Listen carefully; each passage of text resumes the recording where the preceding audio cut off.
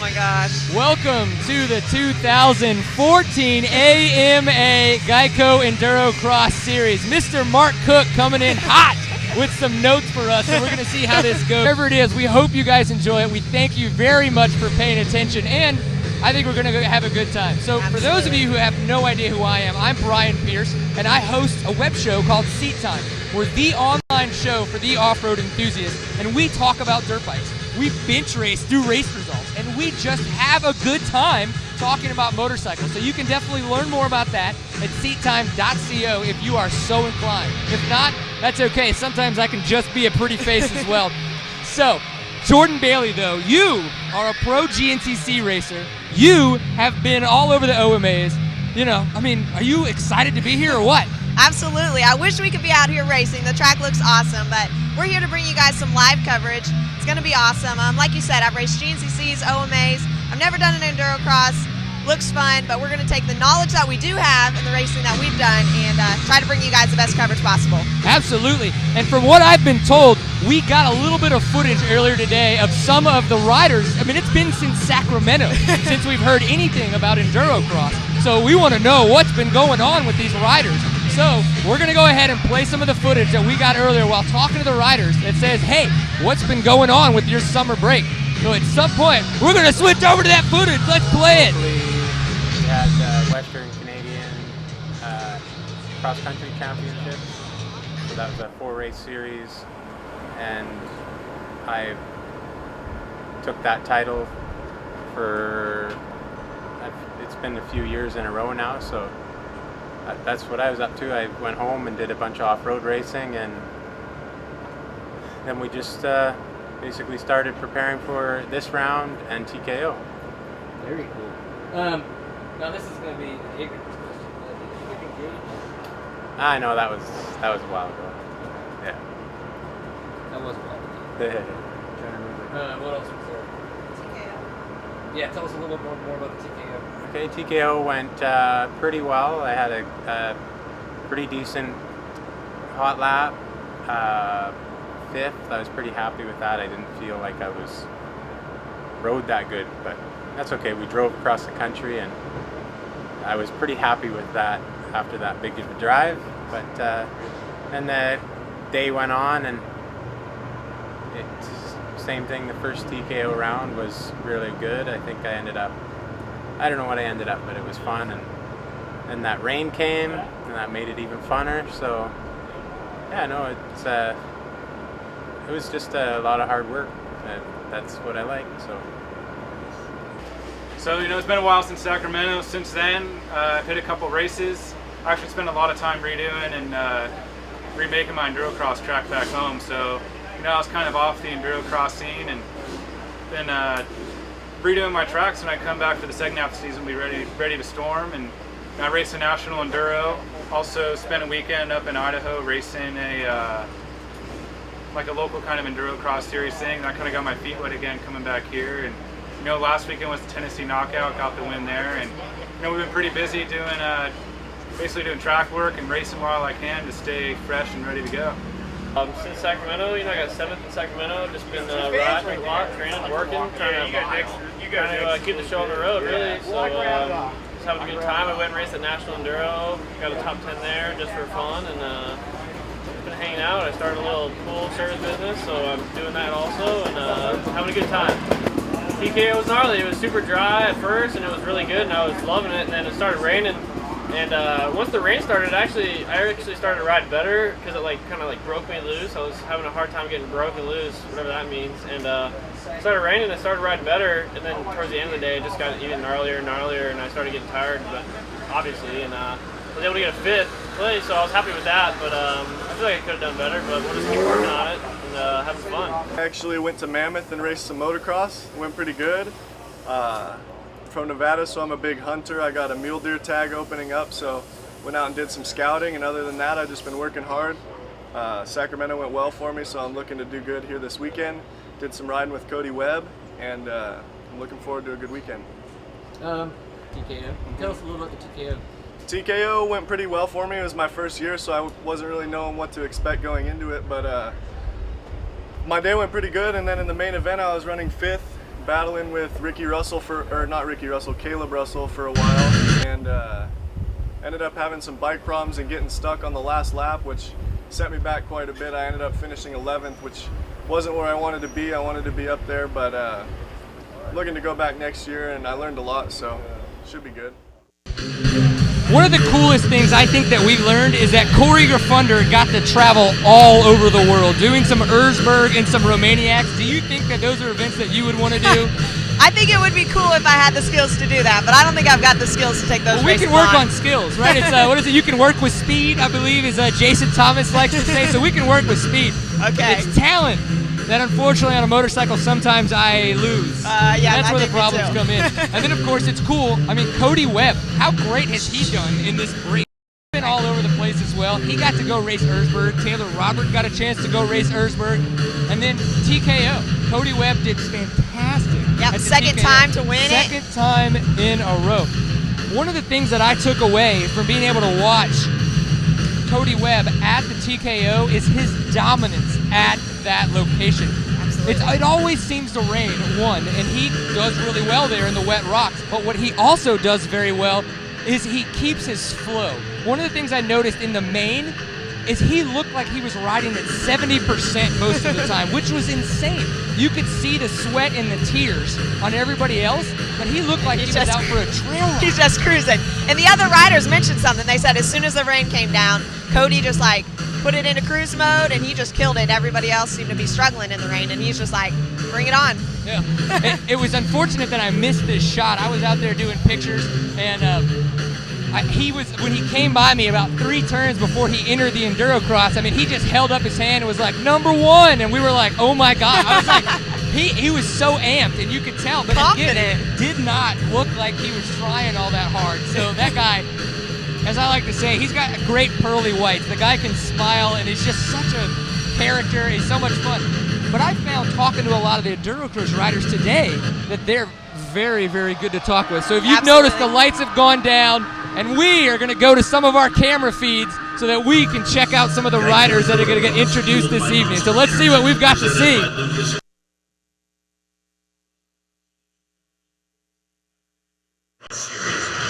like to thank our partners who help make this happen. Attorneys Plastics, Art Lever, Cycle Nano Cleaner, Enduro Magazine, FFF Racing, GEICO Insurance, AGP, Moto Graphics, Husqvarna, K&N Filters, Kenda Motorcycle Tires, KTM, Lucas Oil, MAV TV, MC Superstores, Monster Energy, Goose Racing, Motion Pro, Nexen Tires, Parts Unlimited, Pivot Works, Pro Taper Handlebars, Recluse Clutches, Light Now Power Sports, Scott Sports, Sony Action Game, Vertex Piston, and Yamaha.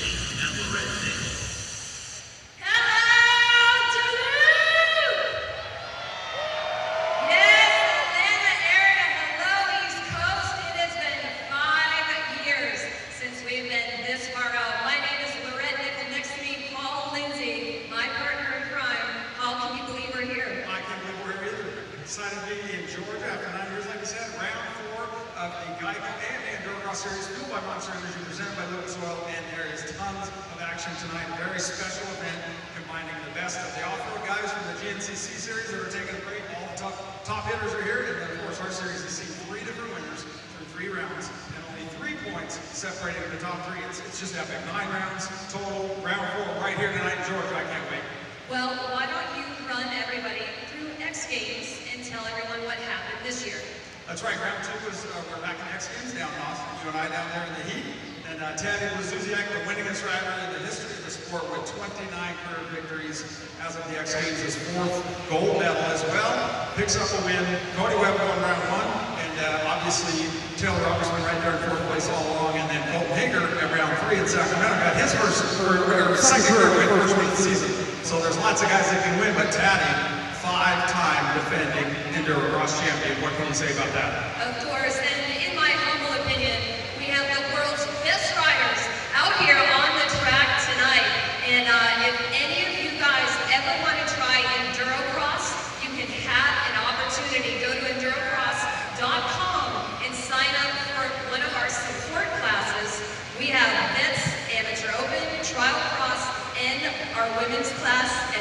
Lindsay with that. Let's meet tonight's top 3 women riders. Yeah, that's right. They're right. Just like in the men's class, lots of talented women off-roaders, the fastest in the world, up around the stage. Coming in 3rd place in points tonight. She was 2nd overall last year in the series. 18 years old on the KTM RPM Racing, Rachel Goodish.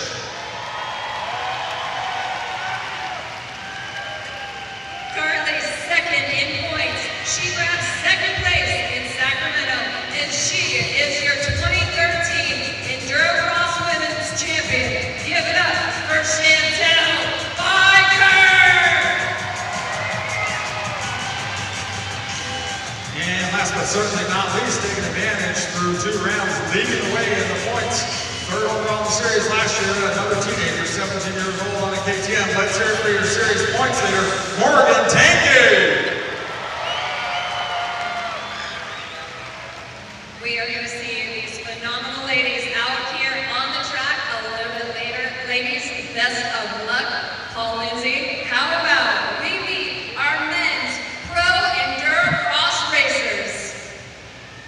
Yes, I am going to start. He is a legend, a multi-time hare and hound champ, also running Testry Abbott Training School. Get loud for number 8, Testry Abbott! Up next, as I mentioned already, we've got all kinds of competitors joining the series this week in round 4 here in Georgia.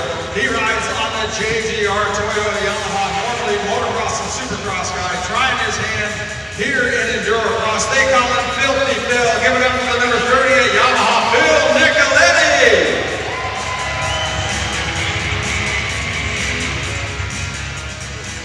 A 3-time Washington State NMA champ, 2nd in the XC2 class, and 8th in the GNCC points. Put your hands together for 212, Ricky Russell! And yet another GNCC superstar standout is 5th in the points this year. Your defending XC2 Pro champ. He's built like his brother, like one of these tree trunks out on the track. My buddy, give it up for KTM's Grant Baylor.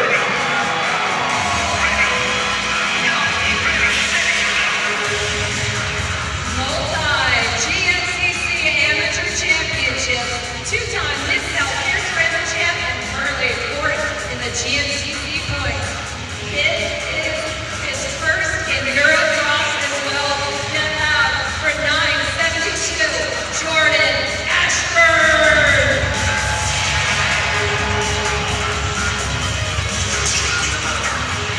And up next, as if we didn't have enough talent in the house already, let's just take your Grand National Cross Country defending series champ, current points leader, dominant factory KTM rider. Give it up for 557 KTM of Caleb Russell.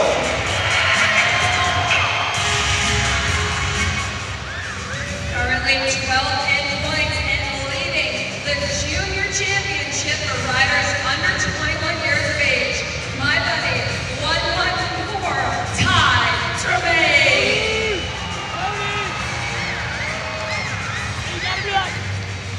Next on the number 7 KTM, out of the Kings, California, on the cycle now. Never FNF FNF. Troy Lee Designs KTM. He's 11th in points coming in tonight, just outside the top 10. Let's hear it for the number 7, Kyle Redmond. One of the best Canadian riders, 8th in points, number 9, Bobby Brucknow. And a familiar face, always a fan favorite, making the switch to the stablemate Husky this year. The number 3, multi-time winner in this series. Let's hear it for Brownie, Mike Brown.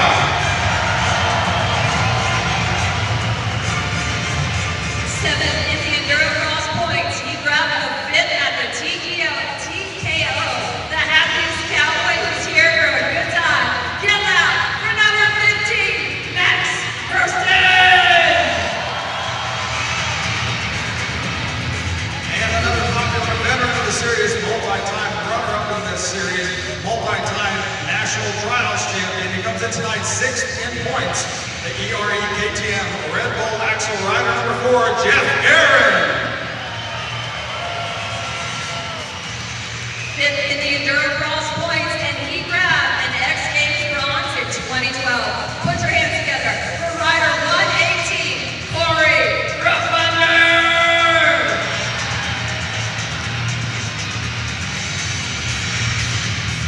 Coming into the night, representing the mighty FFF KTM team this year, making the switch from Monster Energy Kawasaki. He sits 4th in points. Let's hear it from the number 33, Taylor Roberts.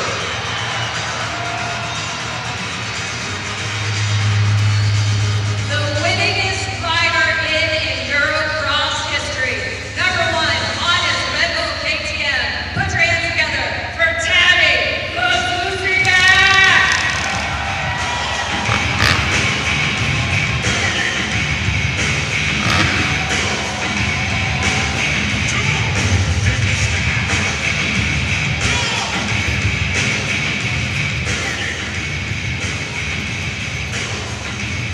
Up next, the man that added so much excitement to the series, making it 3 winners in 3 rounds. Before the break, he won the last round in Sacramento, his second career win. He's on the number 10, Lucas Well, Rockstar Honda. Let's hear it for the always exciting Colton Haaker.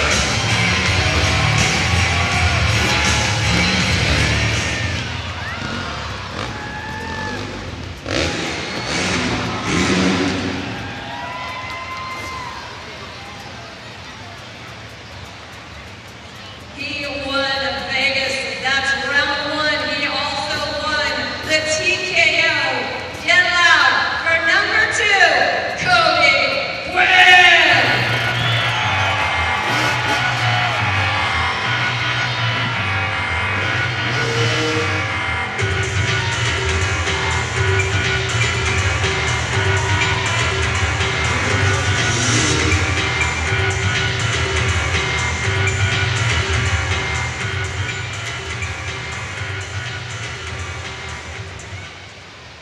Well, guys, welcome.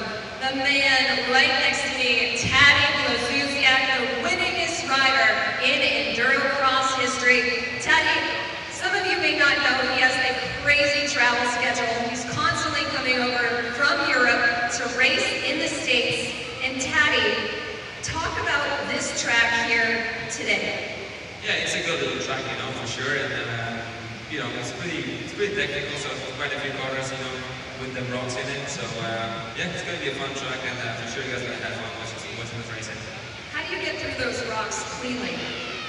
Well, hard to tell, just get there and try to get, as fast as we can. All right, well, guys, put your hands together for number 1, Taddy Blazusiak. All right, Lorette, thank you very much. I'm down here with the man, like I said, who's added so much excitement to the series. You said you could hear me talking during the main event at Sacramento. You got your second career win in Sacramento. You're 1 point out lead behind this guy. How you feeling coming off the break? Oh, I feel good. I'm ready to get back to racing, and I'm really excited to be here in Georgia and in front of a new crowd and new people coming out to watch. And I appreciate everyone coming out to check us out and see what the Endurocross Series has to offer. Yeah, Georgia, definitely no stranger to Offroad. As you know, this is a little bit different here in GEICO Endurocross. What do you think of the dirt and the track layout? Schaefer track designs is always a difficult one for you guys, but a little bit different Georgia play down there. Yeah, I've never ridden on Georgia clay before. Feeling like you guys are quite spoiled out here. You guys should come ride the sawdust like it's right in California. But it's a good time, and the track should provide some good action tonight, and look for the number 10 to be out front. All right, he's 1 point behind this man here to my left, and Lorette to have a word with him. Let's hear from the number 10, Rockstar Lucas Oil Honda, Colton Haaker. Well, Cody Webb, you have had an amazing couple of weeks. Won the TKO, which is a Tennessee knockout, one of the most difficult off-road races in the U.S. You grabbed a win at Vegas at the opener. How do you keep that momentum going tonight? I just gotta keep this, my head on straight, and I know how to ride the bike. It's all about consistency and throwing off fast laps. Everyone's been riding awesome this year.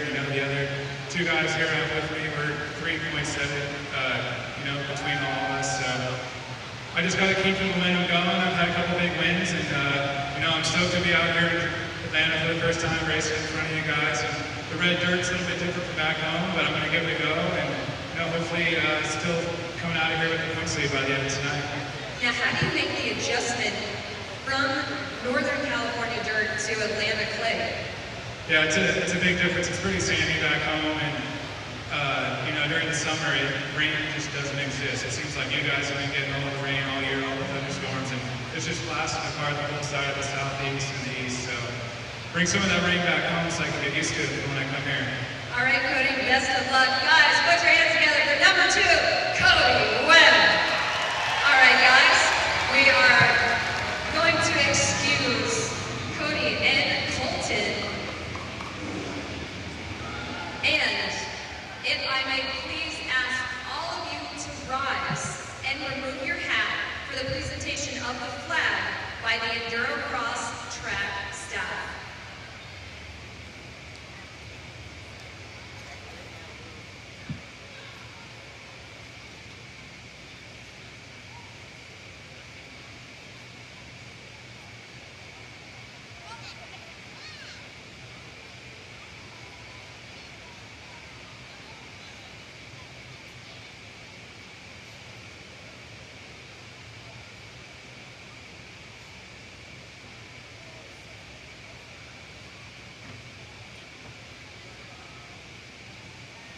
And ladies and gentlemen, if you'll please remain standing for our national anthem, sung by Joel Gavin.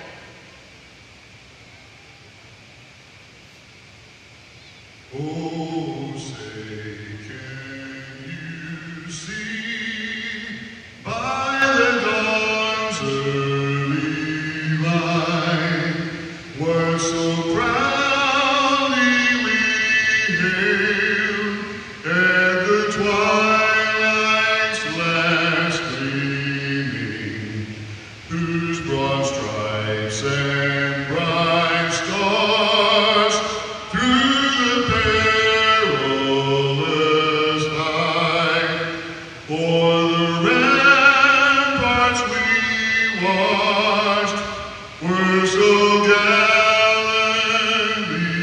streaming, and the rockets red glare, the bombs bursting in them, gave proof through the night that our flag was still there. Oh, say does that star-spangled banner yet wave o'er the land of the free and the home of the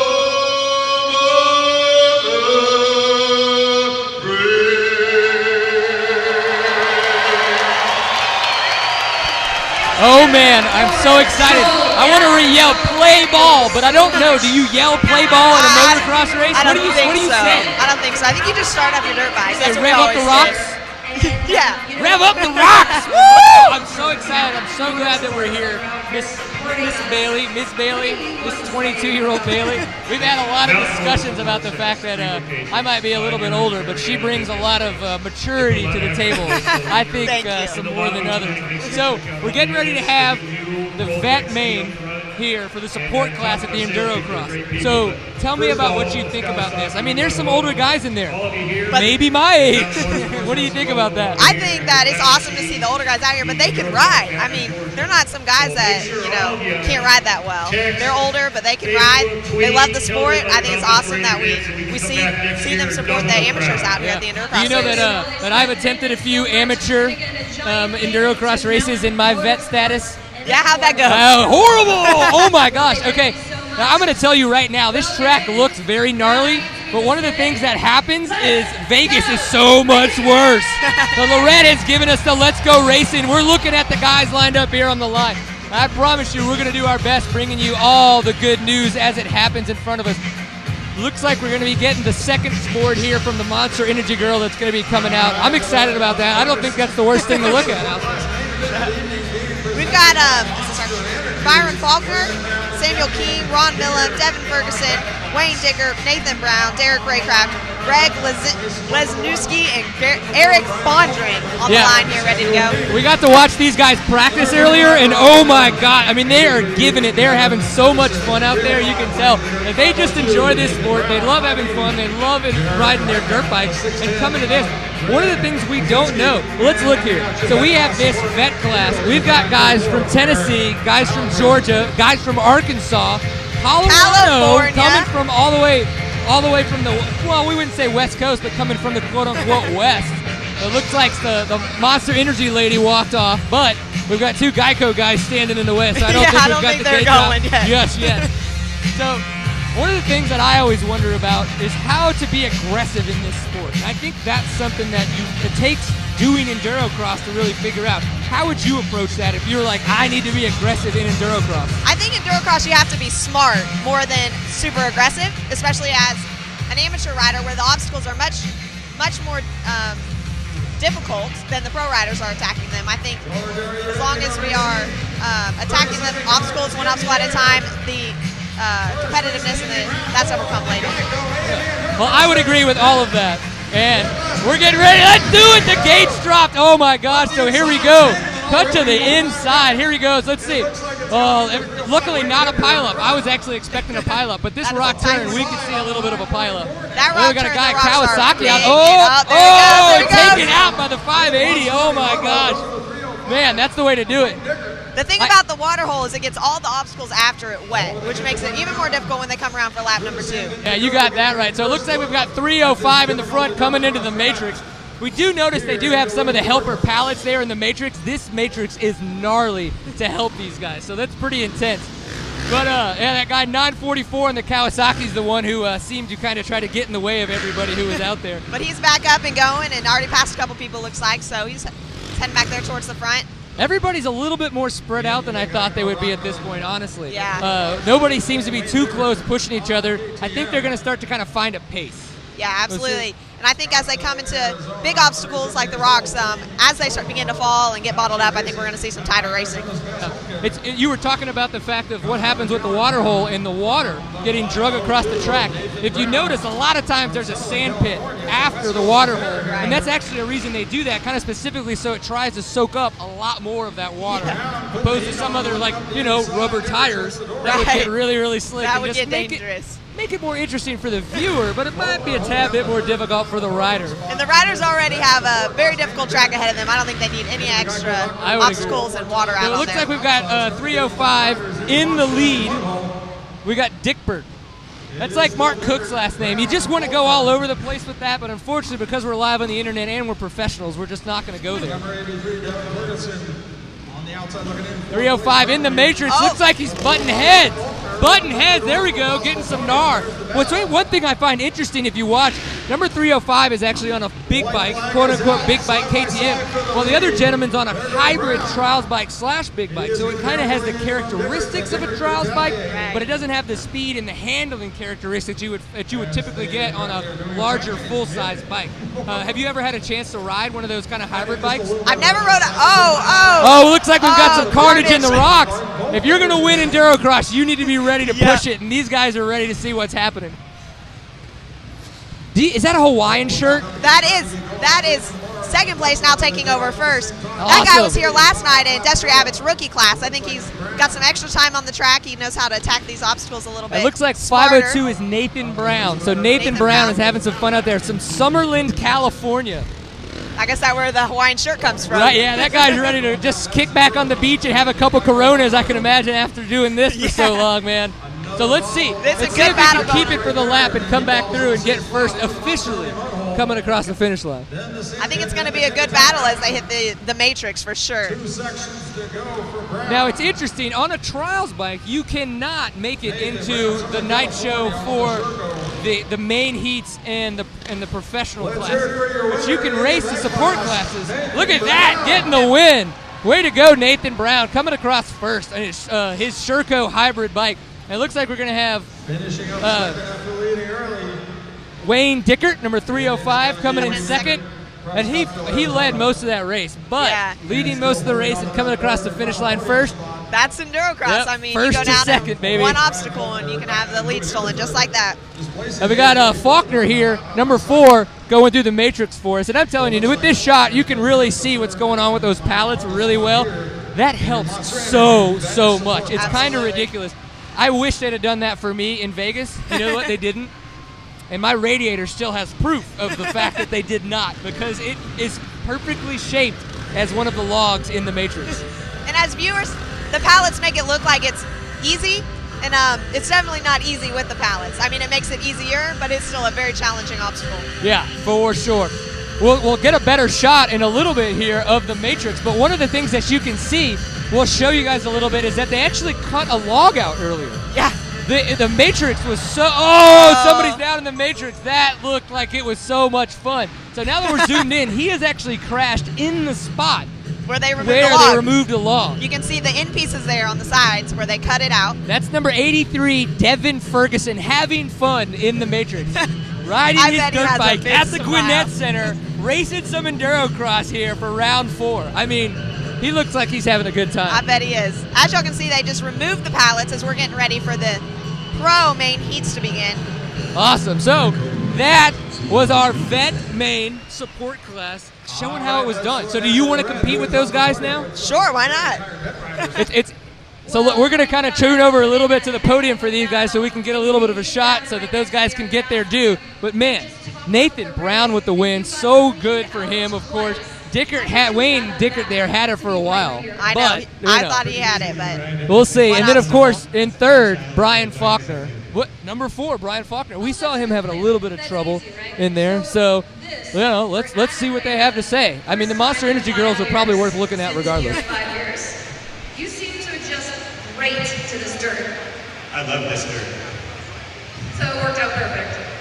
Perfect. A man of few words. Who do you want to thank? I'd really like to thank the people who have gotten me here, Chip and Morgan Tanky especially. They brought me in and encouraged me from the first race I ever rode, and they've taken me to every race since.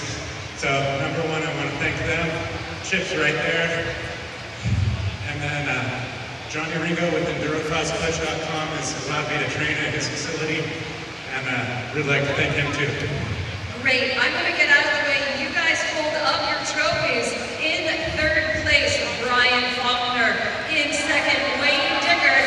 And your winner, Nathan Brown. Well done for our Endurocross vet class. Gentlemen, great job. Paul Lindsay, back to you.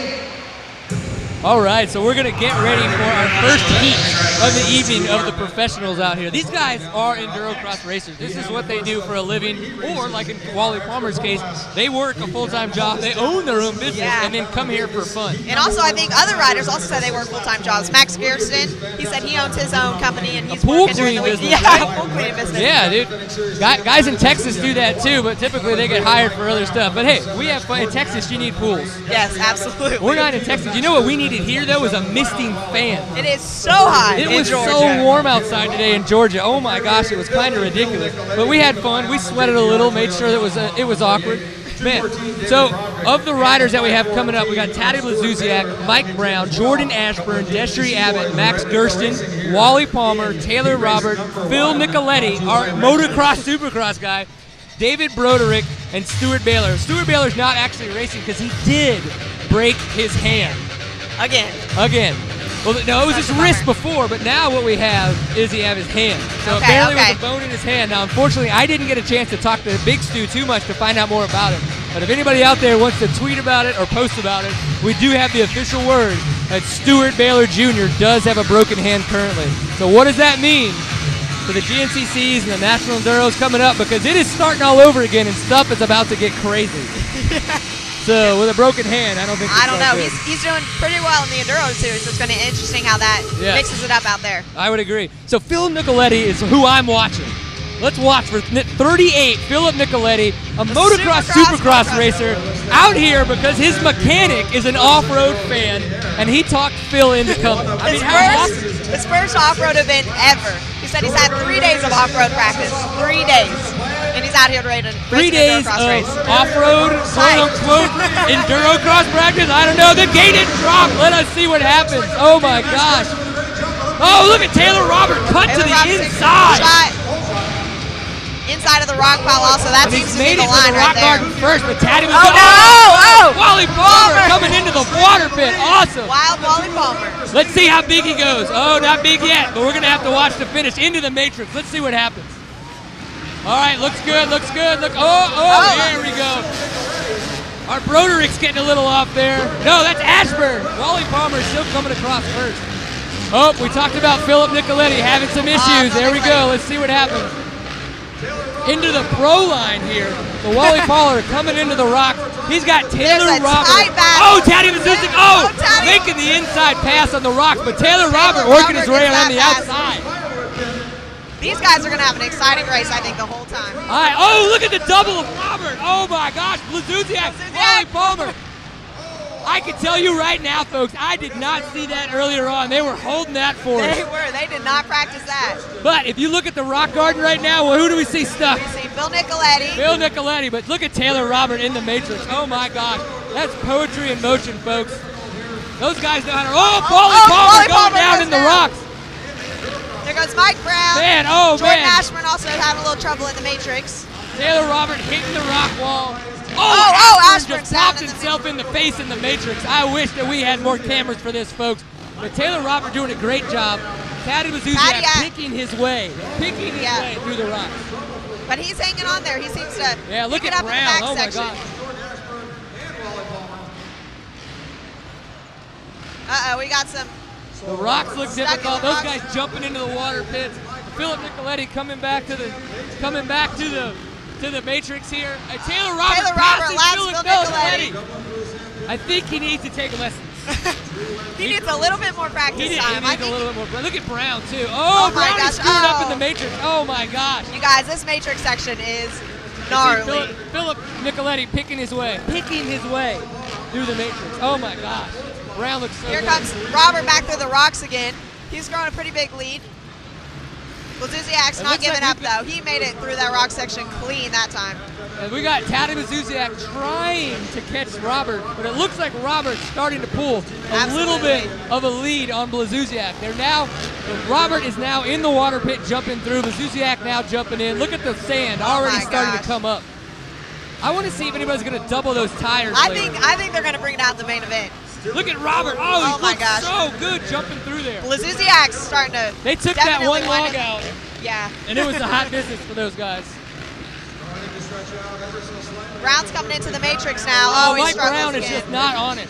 Do you think he's still jet lagged from last week in Australia? Probably. Maybe. Poor guy. I know I would still be asleep. I would use that excuse at least. Absolutely. Absolutely. David Broderick coming behind Brown, though, looked fantastic. Wally Palmer now coming through the matrix section. Yeah, coming through the matrix. Oh, wild Wally Palmer. No, not looking too great. Somebody's going to walk away with $2 grand cash later on in that fast lap. All right, so now Taylor Roberts coming through. Blazusiak seems to be really reeling him in, though. They're both hitting the matrix section now. Oh, Taylor Roberts down in the matrix. Blazusiak passed him. Making the pass. Oh, my gosh. White flag. White flag. 1 lap to go. Taylor Roberts so close. Anything can happen, it seems Yeah, like. I know. Anything can happen in this endurocross sport that we love so much. Here comes Blazusiak now into the first rock section. Yeah, absolutely. Oh, my God. Oh, he stalls it a little bit. Here comes Robert. Robert's catching up. Robert's catching up. These guys, I think, are just putting it in survival mode. Looking good going through the fire pit, though. It looks like Blazusiak, without a mistake, is probably going to get the win here. So let's see how this plays out. Oh, but his front tire's getting a little stuck. It's those little mistakes that could get you, though. Yep. Just hanging up in his corner for an extra second. I call it a mistake, but maybe it's just a hiccup, right? Yeah, just a hiccup. And they hit the matrix. So pretty in there. That looked awesome. Oh my gosh, Taddy Blazusiak with the win. Taylor Robert right behind him. Nice, those guys look awesome. Now if we look at the rocks right now, it seems like we've got some guys stuck up in there. Jordan Ashburn trying to make stuff happen in there. Mike Brown still hanging on to third here, coming into the matrix section on the final lap. Awesome. Oh my gosh. Mike Brown's going to take third. and advance to the night race. Looks like Wally Palmer's in 4th right now. We're going to see Max GERSTON's in 5th, Jordan Ashburn in 6th, Broderick in 7th. We've got a battle going on here through the matrix Max section. GERSTON wants Wally Palmer's spot. Oh! Wally Palmer almost. These guys, Broderick this matrix is looking section. for a spot too. Oh. Here comes Ashburn into the matrix section. Oh man, Ashburn coming gnarly. on through. Some of those guys, unfortunately, were lapped, so they had a little bit more trouble than others. But Blazusiak getting the win there, and he took that right before they got the white flag on Taylor Robert. Just one hiccup, one mistake, and there's the lead right there. Absolutely, that's so crazy to watch. So let's see if we get over here to. So coming up next, though, we're gonna have another heat race for these guys. We're gonna see how that goes. I think the Matrix, that's just such a tough spot. Oh my gosh, it's been getting these guys all day. Isn't it, man? Practice and their hot laps. It's been fun to watch, though. That and the rock garden that we have here, the left-hand turn rock garden, really do look like some interesting. I mean, those are the tough spots. We haven't seen too much stuff go on in the other sections, firewood, right? You know, and the other rock turn, we've seen a couple things happen. But this look horrible. The Matrix and the rock turns, they look a little horrible. Yeah. I think that's where the carnage is going to be found tonight. Well, let's check in with Lorette as we listen to our top 3 here on the podium. Absolutely.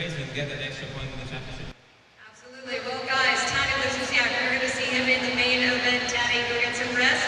Guys, Paul, back up to you. All right, thank you very much, Lorette. So we're going to go to our 3rd heat. We're going to have another round here. Looks like we're going to have Jeff Aaron, Kyle Redmond, Colton Haaker, Stephen Ford, Corey Graffunder, Cooper Abbott, Destin Headwall, Ron Como, Caleb Russell, and Dalton Dietz. Who do you think you want to watch for? I'm going to go ahead and say I'm calling Jeff Aaron on this one. We watched him in practice and in his hot laps, and that guy, he can get through the rocks, and that seems to be a big thing this evening. I would agree. When in the left-hand rock turn, the 180 rock turn in the pro line, we saw him do this bunny hop thing. Oh my gosh! Impressive, totally impressive. Bike skills that I couldn't learn if I had a long time to try to work on. What was awesome was I saw his competitors standing on the side of the track, and they went crazy when he did it. They were so enthused by that. It was awesome to see. Well, another East Coast guy that's in this race that I'm really looking forward to watching is Caleb Russell. I think that's going to be awesome. But did you notice Cooper Abbott in this one, number 120? Do you know who that is? That is Destry Abbott's son. Yes, so there are 2 Abbotts in the pro heats this evening. I mean, that's awesome. pretty wicked, right? Awesome. My dad and I just race to the bathroom most of the time, or maybe to the beer fridge, and these guys are racing on their Endurocross track. That's pretty wicked. That's awesome. Well, let's look at, we got guys from Colorado in this event as well. It looks like we do have a couple West Coast guys from California, the typical Endurocross racers. We've got Corey Graffunder, BC. We got another BC guy, is going to be Bobby Prochnow. He'll be up a little bit later. And then, of course, Dalton Dietz, Gunnison, Colorado. So we don't have too many East Coast guys here. All right, we're getting ready for some racing, guys. Woo! Gate has dropped. Colton Haaker off quick. Can he make the brakes? Yes, he can. Corey Graffunder tried, though. There's Caleb Russell sitting back there in 4th, taking the inside of that rock corner. Oh, man, and we've got Cooper Abbott already going down and getting down on people. But Colton Haaker already in the lead. Jeff Aaron in 2nd. Looks like Kyle Redmond in 3rd. I think it's going to be a good race. With his Sony action cam already stuck in the Matrix, unfortunately. Oh, no. Look at Caleb Russell trying to fight with Graffunder, but Haaker just laying it down already. Man. Yeah, all right, now we've got Haaker coming into the rock turn. Let's see what he does here. Goes out a little bit. Pretty smooth, pretty smooth. I like that. And there goes Jeff Aaron with his bunny hop. Barely taps his foot. Corey Graffunder going down in the rocks. No fun Caleb there. Russell goes around him. Kyle Redmond, though, took that inside line past Caleb Russell. Caleb Russell trying so hard to get in there and do a great job. Unfortunately, him and Graffunder seem to be holding a lot of people up. But look at Colton Haaker going through the Matrix. Fantastic job. Jeff Aaron in 2nd. I think your call on Jeff Aaron was a good one there. I think it ought to be. He's a little hung up there in the Matrix this time around. So as we come up to the rocks, though, look at everybody's stuff. We're going to have the leaders catch it. Oh, we got a guy about to fall out of the rock section there. Into the Matrix section. Dalton Dietz. He's our guy from Colorado. Look at Haaker. Just goes right around him like oh, it's no, nothing. Caleb Russell down in the Matrix.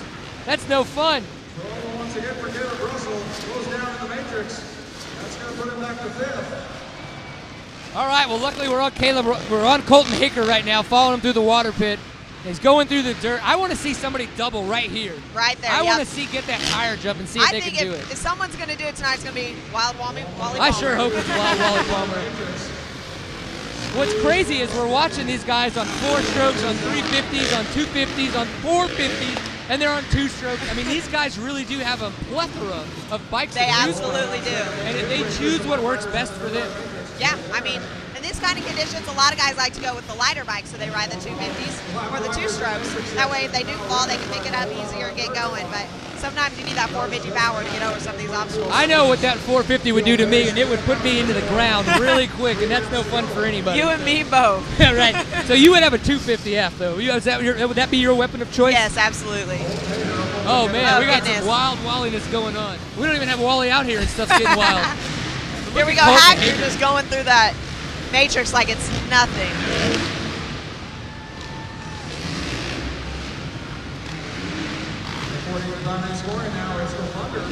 Where is Jeff Aaron? He has lost some ground. Oh, and Caleb Russell's down in the matrix again. Oh, no, Caleb Russell down again in the matrix. He's having a lot of trouble. Oh, man. He did really good at the TKO last weekend, except for the last round. When it got wet, I don't know what it is. He was either tired from the day, the water just made it to a point where he just didn't know how to really get traction in those situations. But you could tell that he kind of got a little flustered. And yeah. I wonder how he's doing today. Like, he's obviously doing a lot more technical riding as of late, testing things out. So I wonder what that's doing for him. You know, is he getting frustrated, or is he just getting more experience? I think mentally these guys have to get frustrated sometimes out here as they're getting caught up and wrecking. It's hard mentally to keep pushing and keep making it through the whole moto.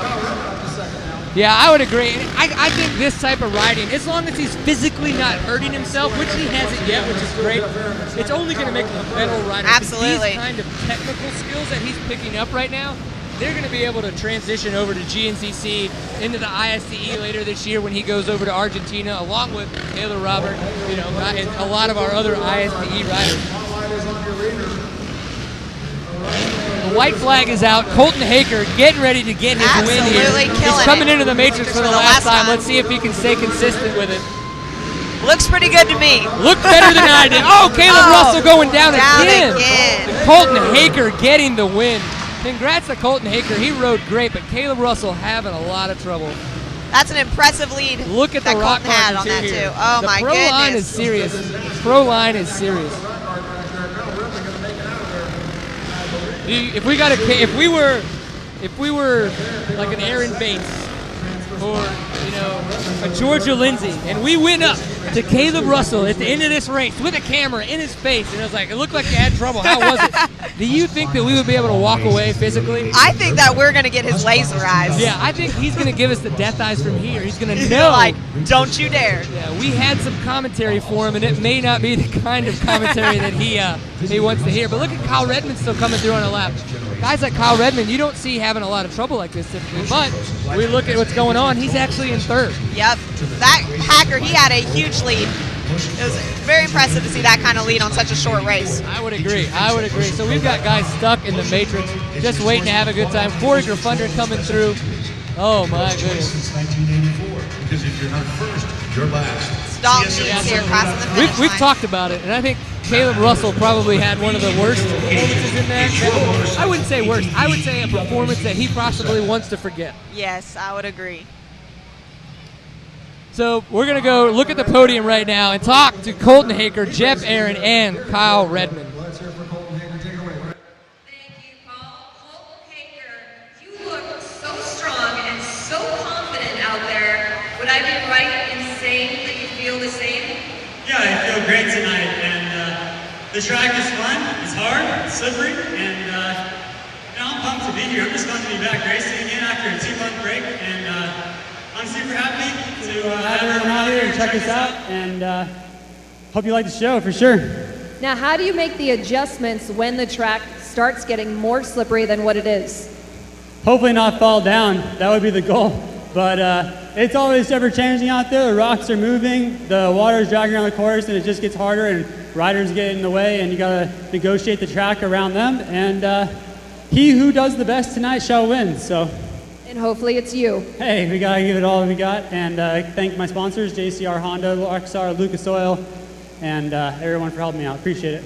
All right, gang. Colton Haaker walks away with an extra series point for winning heat race number 2, and we're going to see him in the main event. Great job, Colton. Paul Lindsay, back up to you. Thank you very much, Lorette, and we have one more to go. So we've got Heat 3 on the line. The gate is getting ready to drop. We've got Drew Ruiz in there taking pictures. He's the Endurocross.com professional photographer. I think he could even make me look good on an Endurocross track. What do you think? I think so, probably so. Maybe, I don't know. So we've got Heat 3 coming up. Guys like Cody Webb, Bobby Prochnow, Matt Crouch from Texas, our home state, Ty Tremaine, Mitch Karveloff, Ricky Russell, and a West Coast / East Coast guy. Yeah, He's all over from the place. Washington, but riding the GNCCs on the East Coast. Nick Davis, who's on the KR4 Arrive and Ride program with KTM. Philip Chain, Grant Baylor, the younger Baylor brother, who's currently racing in the XC2 GNCC class, and Noah Kemple. We've actually talked to Noah's parents. They're super nice. That guy at the TKO stands up. He stood up more than anybody. Really? It was so awesome to watch that guy, that Noah Kemple. Watch him, 696. When he was at the TKO, he did a great job. That it is was awesome to watch him do that. So many call-outs. What do you see here? I see Cody Webb, our current top 3 rider. I think he's gonna do really well out here. Bobby Prochnow, he's gonna do well also, but it's gonna be really interesting to see Grant Baylor, Ricky Russell, see what they have for these guys. I agree, and think guys like Ty Tremaine and Nick Davis, they're not bad riders. They've done really good. Ty Tremaine has done really good at different Endurocross races, but it'll be interesting to see how those kind of that second-tier set of riders kind of bring what they bring to the table. They're on the gate, just getting ready to drop. The gate has dropped. Here we go for Heat 3. Ty Tremaine on the inside, Cody Webb on the outside. Ty Tremaine looking like he got that home. Look at and Ricky Russell.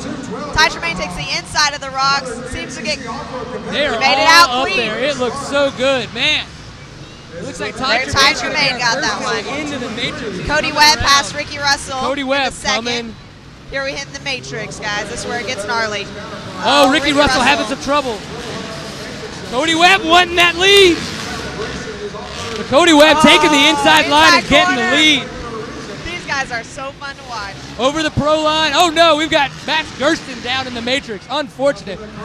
So what we've got, Cody Webb in the lead now, kind of bunny hopping himself through that. That looked really good. Into the fire pit. Oh, Ricky Russell's down in the rocks. 3rd place there. Here comes Nick Davis into the rocks now. They seem to have a little hiccups, but they're getting through it. Cody Webb still with the lead here, coming back around to the matrix. Pulled a little bit on Ty Tremaine that lap. And he makes it through clean, makes it look easy. Here comes Ty. Also done pretty well getting through there. Ricky Russell seems to be holding his own so far. It's our East Coast rider here. That dude is a beast. Ricky Bobby Russell knows how to ride it. That was a good pass through the matrix Bobby section there for him. Prochnow. That's Bobby Prochnow and Nick Davis.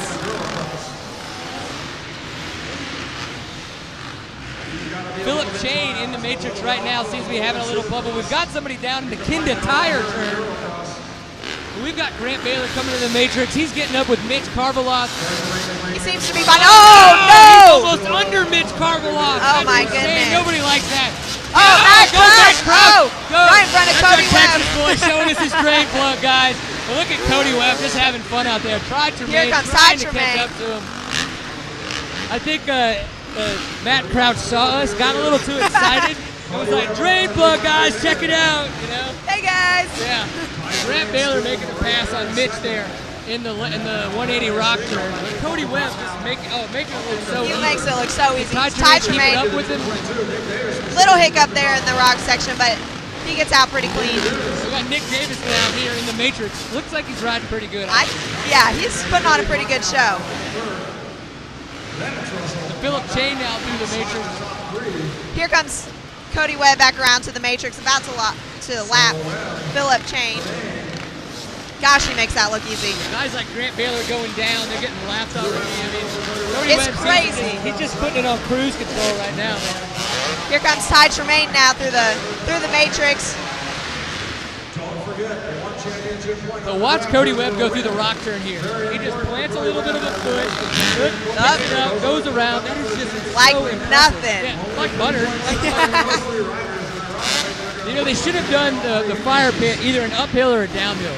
I know for myself it would be extremely difficult, but the fire pit looks a little easy for these guys. They haven't seemed to have too many issues. They need to add a little bit more something in there to make it a little more steady. Ricky Russell just made on Bobby Prockdown. Oh my God. That was so impressive.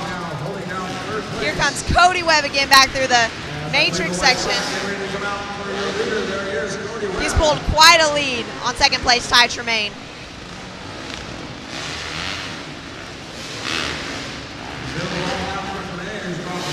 So Cody Webb coming back to the rock turn. Before we've got Grant Baylor having fun in the matrix, goofing off, if you will. It looks like Nick Davis is about to get passed by Cody Webb. We've got Mount Crash coming in there. Probably. Ty Tremaine getting a little crazy in the matrix. Fun in the matrix, just moving that bike all over the place. There's Cody Webb. Oh, busting out the double. That log looking so good. Oh my gosh. Making it look easy. Absolutely. Bobby Prockdown doing a lot better job through there. Mitch is having trouble in the matrix. That's just crazy. Number 177 in Kawasaki. Here comes Cody Webb once again through the matrix. White flag is out. Looks like Cody Webb's about to get the checkered flag. Cody Webb takes heat 3. Well, I have to say, I think you called it. I mean, I hate to say, but I did. Absolutely. I mean, but if anybody were to have gone against Cody Webb in that race, I think it would be that's a lot to one, I guess, in gambling terms. Yes. Good thing I got those gambling lessons in the airport. Yeah, that was awkward. But hey, we'll go with it. Looks like Ty Tremaine's coming through, getting ready to make his way. I think it looks like the timing and scoring might be a hair off, but I think that Ty Tremaine's going to be in second place right now. Bobby Proctor taking third place, I would think. So if I had an assumption to make, or you know, like I've been looking at the course. Let's see how it's been developing.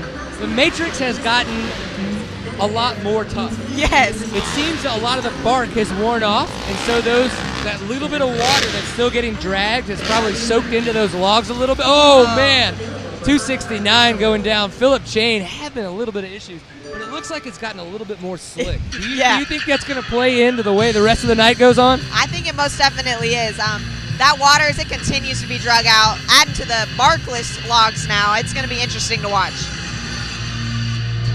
I would agree. And if we were looking at the podium over there, our nice little Monster Energy girls who were just so thankful to come and hang out here at the GEICO Endurocross that is fueled by Monster Energy. I think Cody Webb's pretty psyched to be up there, don't you? I imagine he is. Go down to Lorette. Let's see what Lorette has to say and find out for us.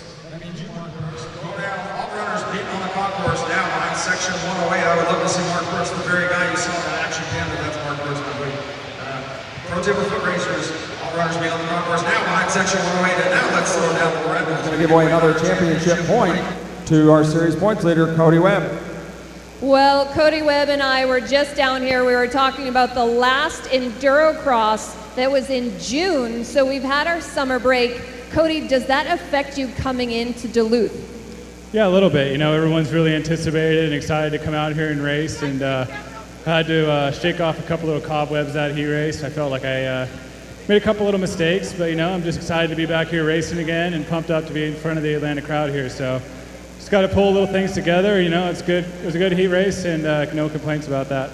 All right, so in your words, you made a few mistakes. I'm not sure if I really saw them, but what adjustments do you make going into the main?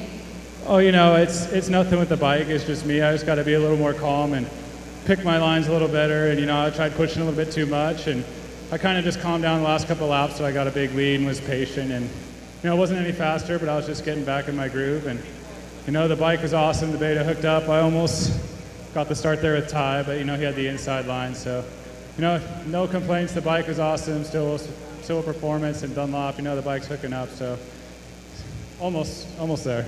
There we go. Well, Cody Webb gets a series championship point for winning heat race number 3. That always helps. And we're going to see him in the main event. Cody Webb, great job Paul Lindsay, let's go back up to you. All right, congratulations to our 3 heat race winners. They happen to be the top 3 in points, building momentum towards this main event, round 4 here in Duluth, Georgia. It's the GEICO Endurocross Series. Up on the line now, we've got another support class. It is your Trials Cross main event. We're going to crown a champion here in Georgia once again. This main event presented by Lucas Oils. Down on the gate, we have the number 3, Emmanuel Angus. The 21B, Michael Salzman on the 360, Stunts Gas. Out of Quartz Hill, California, the 66, Ty Collins. The 89 of Garrick Oberster. The 234 of Tom McNeil. The 347, Colin Wright. And the 502 of Nathan Brown rounds out your field in this Trials Cross main event presented by Lucas Oils. All right, so we've got the trial cross coming up. So anybody who knows, this is a trial motorcycle. These are specific for going over obstacles. There is no speed typically involved. So we're going to see a lot of what I like to call dancing on a motorcycle. And I don't mean that in a feminine way. These guys are very fluid. Yes, very, very, very fluid. It's really cool to watch these guys on these bikes. Some people who might not know what a trials bike is, they don't have seats, a typical seat. And these guys, they stand the whole time getting over these obstacles, which, I don't know, does that make it easier or harder? Standing on these obstacles, I believe, makes it easier because you have better balance. You have more control as you're standing up on the motorcycle. And so when you're sitting down and you try to make a minute change, it doesn't happen as easily as it does if you're standing up. So the trial cross is off, the gate has dropped, these guys are going at it. Going into the Kenda tire turn. Out front. 66 is Ty Cullen from Riverside, California in the water pit first. Looks like he's having fun. Yeah, absolutely. He looks pretty good out there. Oh, did you see that little style he brought to the table? Into the matrix he goes, makes it look like nothing. And he's actually on a Beta. I saw him pitted with the Stillwell Performance Beta team. And it's so, I mean, obviously they've been tuning that bike pretty well too, it looks like. As we can see for this class, we have the pallets back out between the matrix locks. Makes it a little bit easier. Still difficult, but a little easier. Now, if you look right now in the matrix, we've got number 89, Garrick Oakford from Stockbridge, California.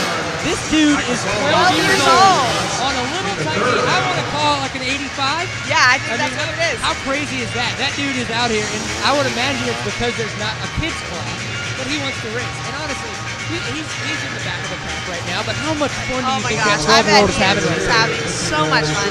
And I'm sure these obstacles are a little bit more intimidating for someone on an 85 than someone on a big bike. I would absolutely agree, because we were just talking about standing up over the obstacle. Well, Paul makes us think about how much lower to the ground he is.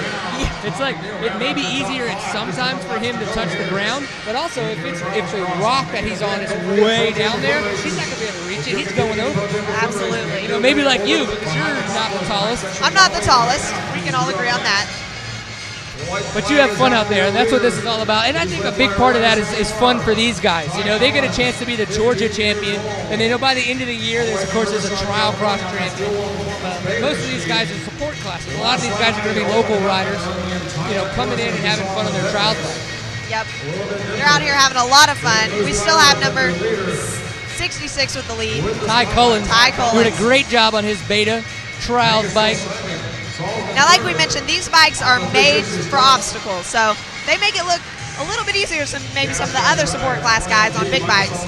But these bikes are made for this. They're a little bit slower, but they can be more precise. Oh, 89 down in the matrix. So this is the 12-year-old we were talking about. This guy's just out there having fun. Garrick Oberstein.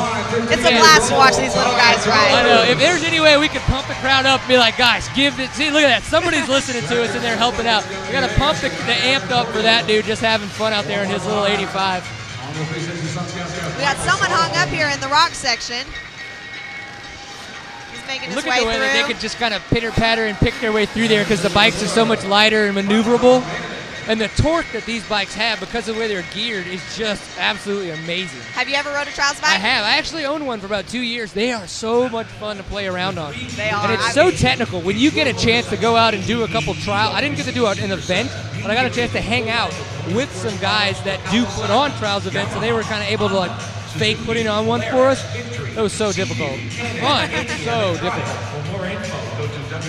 I think one thing that we want to make sure we do right now is a little bit of self-promotion. So if you guys are watching this on Endurocross.com, or if you're watching this on DirtRider.com, maybe you're just watching it straight on YouTube, we would love it if you would grab that link, share it, tell your friends, tell your mom, tell your dog, tell your cat, anybody that could get on here and have a little bit more fun with us.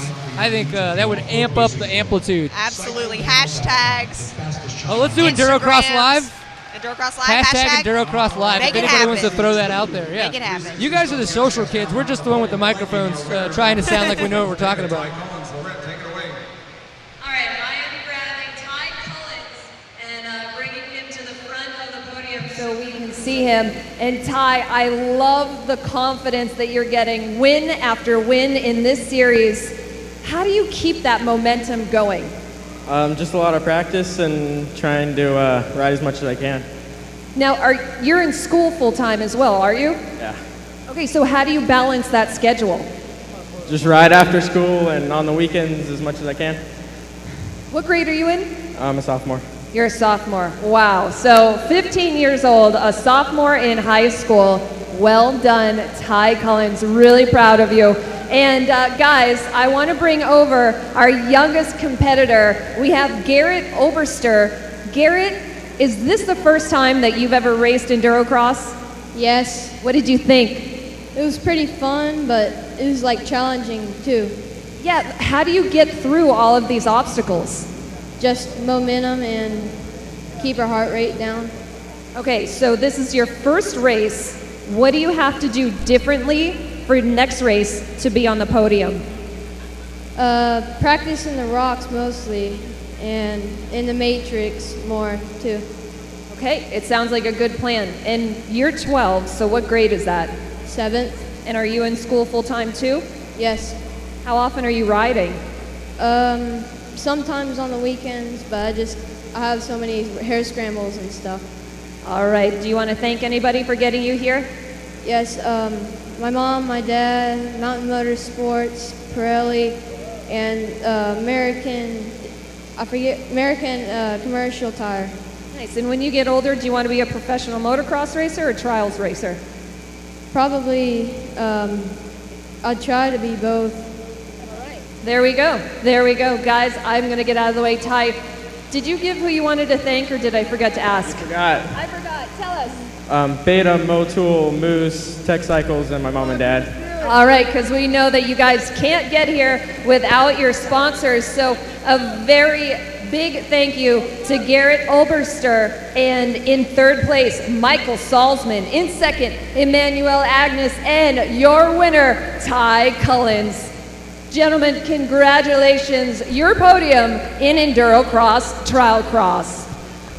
So they just announced Ty Collins as the winner of the trial class. Now what that gentleman is about to do is go hang up his trials bike and walk over to his dirt bike and pick it up and come in for the open amateur race a little bit later. I mean, how crazy is that? That is awesome. So what we're about to see right now, it looks like, is the Pro Taper foot race. Now, if there's any way that we could talk through this in a slow, very emotional way, I would love to do that for these guys. Alrighty. I feel like we owe them that. I think we do. Have you ever done the foot race before? No. It is horrible. Let me just say, I was walking up the stairs at the stadium and I wrecked. So me on the Endurocross track on foot doesn't sound like a safe bet. Well, I did this at Guthrie. And you don't remember that you should probably warm up and get your heart rate going and all this running that you're about to do. And I tried to jump over one of the logs, and when I landed on the other side, I just totally biffed it and like ate dirt. Just face plant right into the ground. I held on to the bars though.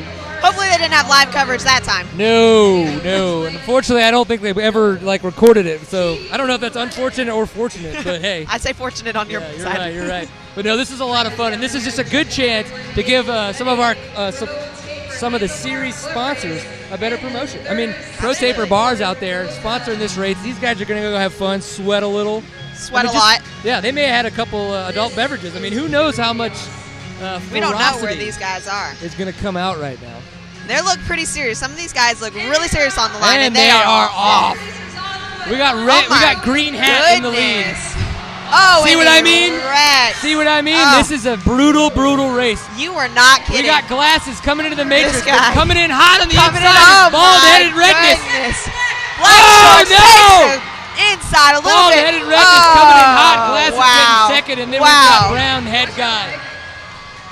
That was impressive. And of course, we've got our one lady out there, and then Red Hat McGee coming in There they last. come over the finish line. You know, the one guy I didn't see was our red hat, or green hat, pick himself back up and finish. Poor green hat. Do you think it hurt? I imagine it hurt a little bit. Is that what falling from heaven looks like? We sure hope not, but hey, you never know. Have you ever done anything like this before? So Lorette's talking to these guys, finding out if they've ever done anything like this you win before. then? And it's like, so when was the last time No. somebody handed you a pair of handlebars, All right, said well, I'm run gonna through this grab- obstacle course, having not warmed up at all, and try to come through first? They probably have never done this. Never. I'm just guessing. Though. Unless we had somebody who's like American Ninja Warrior come through. You never know. You never know. I mean, it's like Endurocross. You never know what's going to happen. Anybody can show up to this event. That is totally true. Anything like this.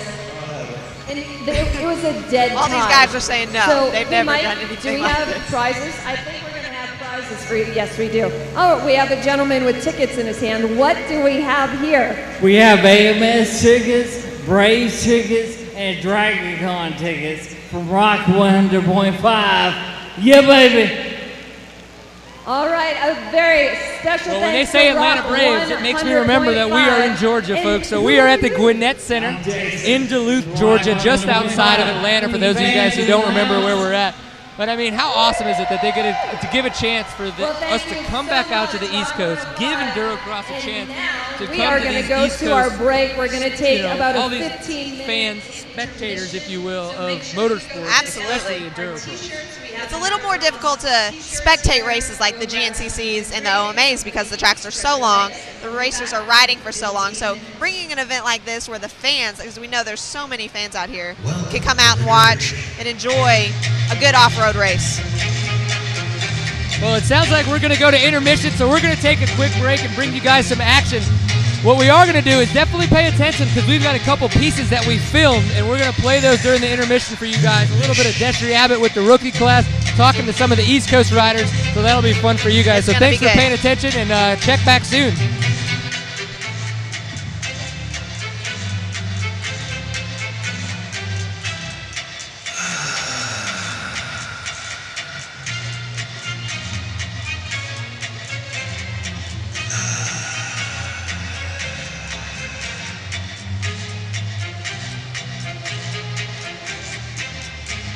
Protein for the industry leader in hard parts innovation and parts of choice for the factory Husqvarna off-road race team is proud to be the official handlebar of the 2014 GEICO Endurocross Series. To get the inside line on riders, events, and contests, make sure you follow at ProTaper USA on Instagram, Twitter, or Facebook. Gaining an edge on the competition is something that is reserved only for those who know what it takes to be the best. Muscling 50,000 pounds of heavy equipment with near surgical precision gives Schaefer Tracks the title of nation's largest track design and construction company. Schaefer Tracks has gone to the top in today's world of fiercely competitive motorsports, while becoming the choice of factory Suzuki rider Brett Metcalf, the Motocross of Nations, the AMA Endurocross Series, along with many top private and practice facilities across America. Make your track work as hard as you do by having it built by the professionals that are dedicated to perfection. Schaefer Tracks will bring years of unmatched craftsmanship to design and construct the highest grade track ever carved out of materials. Using dirt as our canvas, the artists at Schaefer Tracks will build your dream into an affordable reality. For more information, see us on the web at SchaeferTracks.com.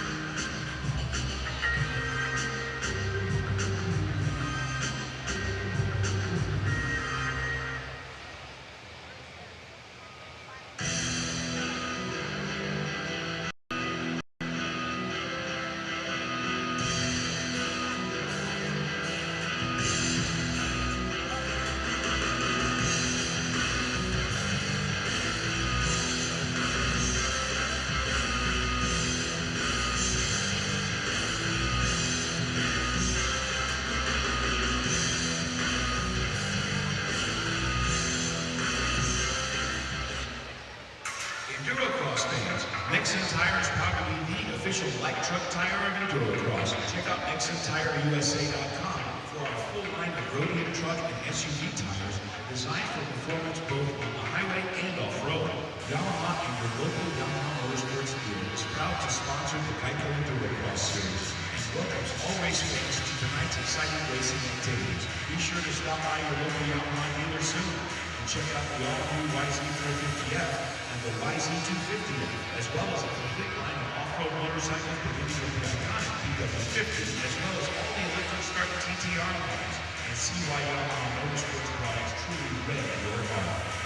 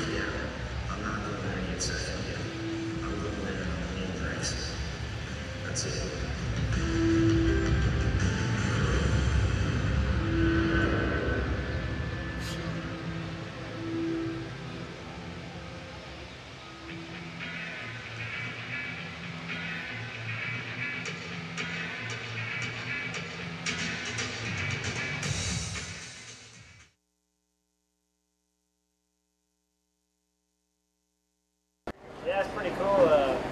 East Coast has Endurocross this year, and you know it's pretty close to the house in a couple hours, and a few hours.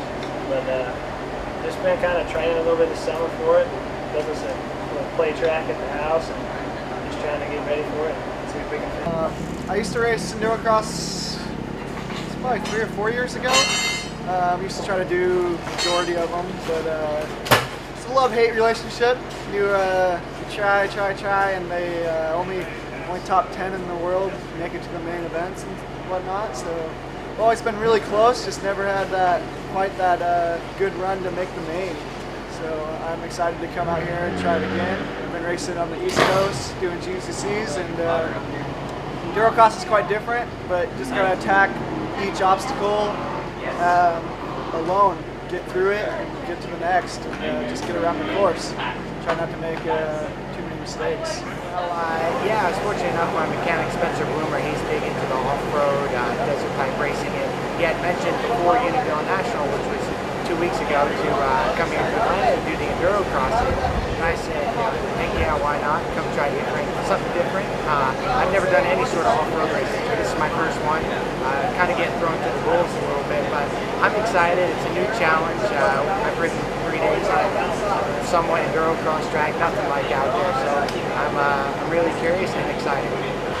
Yeah, I'm really excited to actually have the chance. I've been wanting to do this for a while now, and for a few years, and it's definitely made it a lot easier bringing it to Atlanta. And I've been, like I said, it's something I've been wanting to get into, and the extreme enduro stuff I've really been enjoying it, and it's helped me in the GNCCs and stuff. So I built a little Endurocross track at the house and been practicing, and had Taylor over at the house, and I ride it really well. So I'm anxious to get out there and get on the track and see what I can do. I know it's going to be a lot different than riding at home, so it looks fun, challenging for sure. The Matrix is going to be tough on this weekend, but I'm looking forward to it. It should be a good race. So what we just got to watch there was some of the East Coast guys. So we've got guys that compete in a lot of the GNCC races, maybe some of the OMAs, and they don't typically get to do endurocross races. We haven't been on the East Coast in a long time. So it was great to be able to get in the thoughts from those guys on how they thought it was going to go tonight for them. Is there any, what stood out to you? Of all the riders we got to hear from, what do you think about those guys? I think just their enthusiasm to be out here. I think they're excited that it came out to the East Coast to see what they've got for the West Coast guys. I think Caleb Russell, he mentioned he's been training with Taylor Robert a little bit, try to get things set up, ready to go. He mentioned that he thought his bike was good for endurocross until he rode Taylor's, and they completely changed his suspension and setup so that it was actually good for endurocross.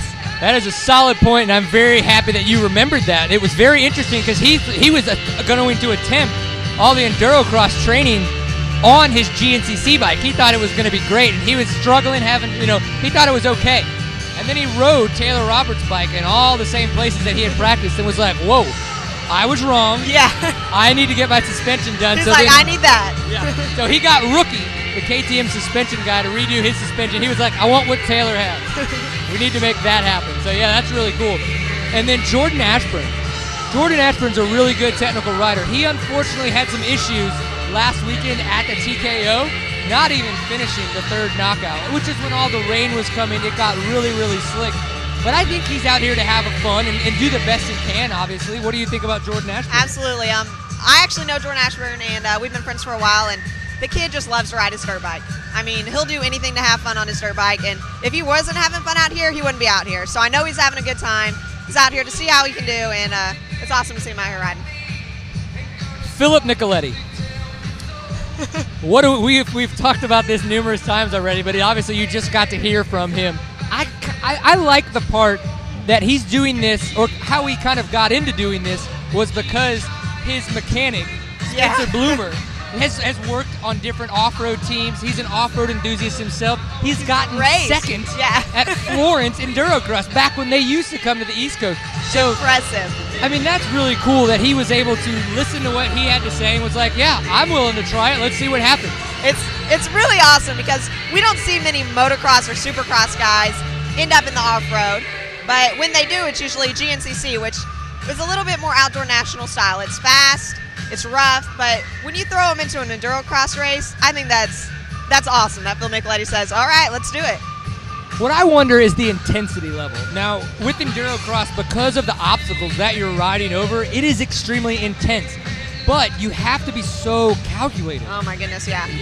I feel with motocross and supercross, though, again, Vet A off-road racer, not Vet A motocross racer. When I'm out there on motocross track, it seems a little bit easier to kind of let it hang out and have fun and not worry too much about what's going on. But when it starts to get more technical, you have to focus so much more. Yeah. And when you could try to bring intensity into that focus, you almost focus less. Yeah. And so you start focusing on your heart rate and that you can't breathe and that it's tough. And you really need to be focusing on the obstacles and getting through everything. Now, he is a professional motocross and supercross racer, so I would imagine he knows how to focus. He knows how to have a good time out there and ride his dirt bike well. But you can see that he's going to be going into the LCQ, and he's going to have to make it into the main if he really wants to be like, guys, I did it. Because right now, he's like, well, I showed up. I did that was a lot tougher than I thought. And I did some hot laps. So what's up? What's going on now? So who else did we talk with that from earlier today, or maybe another East Coast rider that really kind of... Ricky Russell. He's riding Ricky Russell. The Reigns Racing Atlas team. He was pretty impressive, I have to say. He's originally from Washington, races the GNCCs on the East Coast. The kid can ride some tough stuff. And he's one of those guys. I remember him last year at the Big Sky National Championships, the Big Sky Cross Country. He was actually leading for a very, very long time, and you could tell he hit that 2-hour mark and kind of hit a wall. Yeah. And he almost not even slowly started working his way back in the pack. Fairly quickly, unfortunately, just because he hit that wall. But the intensity that kid was riding with, he's still very young. He's still in the XC2 class in the GNCC series. He's on the AmPro, the Atlas range kind of the racing, satellite style. the satellite team. And I think when he can move it up and really, maybe Paul Whibley's going to be here another year or two. They just had a baby. We're going to see. But I think once he makes the move to the 450 on the XC1, That guy is going to be a beast. Ricky Bobby Russell. Ricky Bobby Russell. Ricky Bobby Russell. That guy's going to be awesome to watch for sure. I agree, definitely. You know who's fun to talk to is Max GERSTON.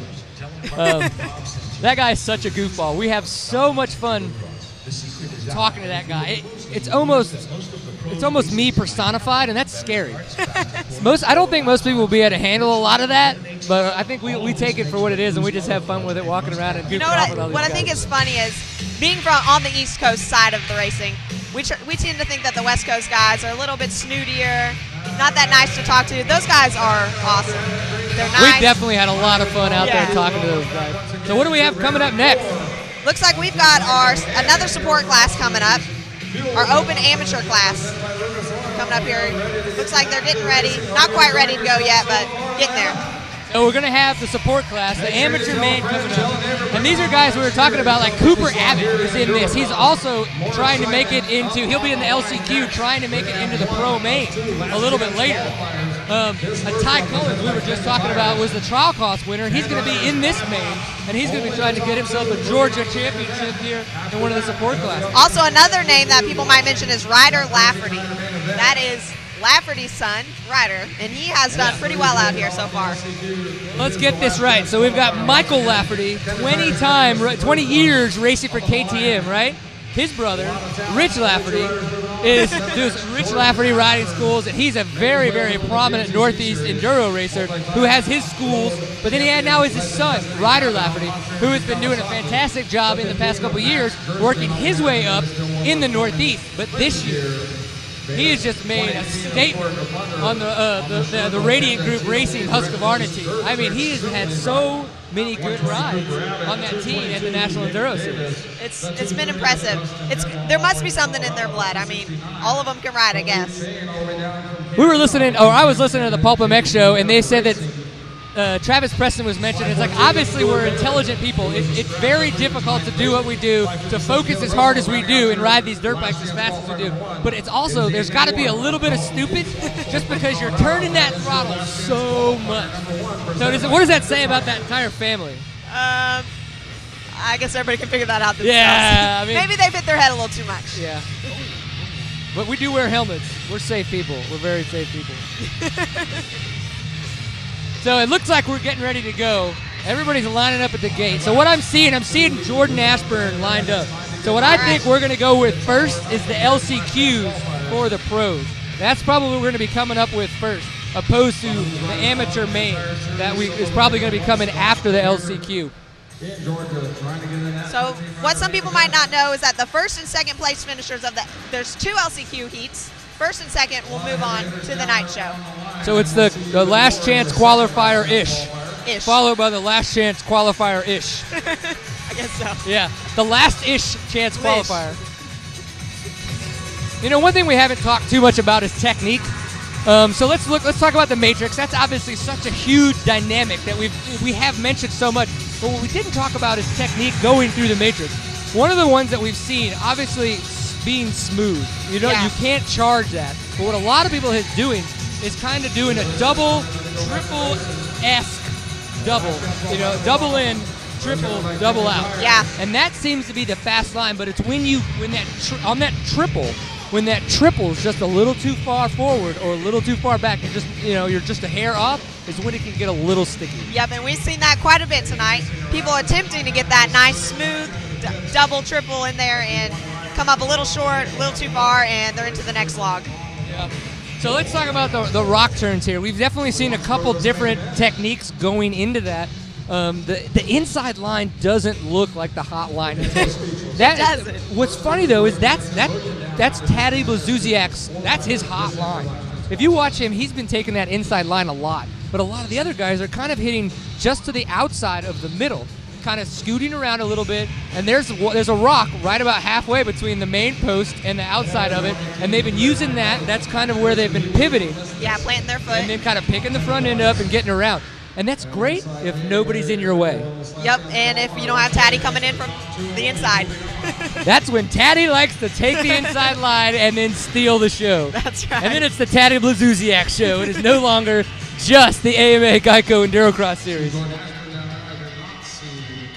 And that's what I want to see a little bit more of is technical obstacles. Right now we've got a handful of technical obstacles spread out throughout the track, but then we've got a lot of open sections. Yep. So you'll notice these guys come out of a turn in some of these technical bits, and then they just blare on it. You know, they just rev the throttle, drop the clutch, and are on it. And I wish we had a little bit more technical obstacles in between so that they didn't have such of a chance to pick up so much speed. I wish it kind of kept them lower in the RPM. Yeah, I definitely agree. We mentioned also that the fire pit looks a little bit easier this weekend than we've seen in the past. I think it's given the guys a place to kind of breathe, which I'm sure that they are appreciative of. But for us fans watching, we want to see a little bit more. And I asked, I was like, hey, do you guys think there's any chance of doubling that fire pit? And Kyle Redmond looked at me and was like, no, that's stupid. Just straight no. And and if you're looking at it up close, you can then tell that it's very steep. It's a very steep transition, so it would pitch you straight into the air. So stuff like that's a little difficult. One of the things we're not seeing is the water develop like we thought it would. You're right. Which is unfortunate because typically that definitely creates more technical aspects of endurocross tracks. Yep. So again, we're about ready for that first LCQ, and I think Destry Abbott, Jordan Ashburn, I mean, we've got some really good racers in here that we need to be paying attention to. This is going to be a fun one This to is going to be some battling for sure. The board is up. They are about to go, guys.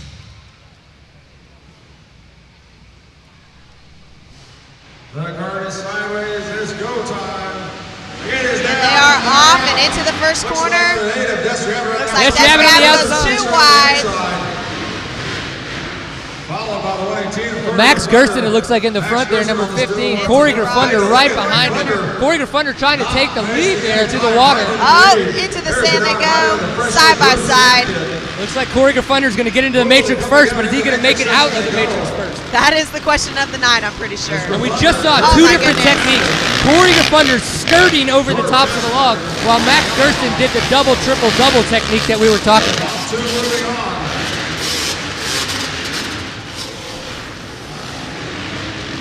It was Felipe Kane that looked like was having some issues there. 2030 Dustin Headwall as well having some issues. It looks like Max Gersten still behind Corey Gerfunder. Corey Gerfunder in the lead. Not too far behind, we still have Destry Abbott and Jordan Ashburn coming in there.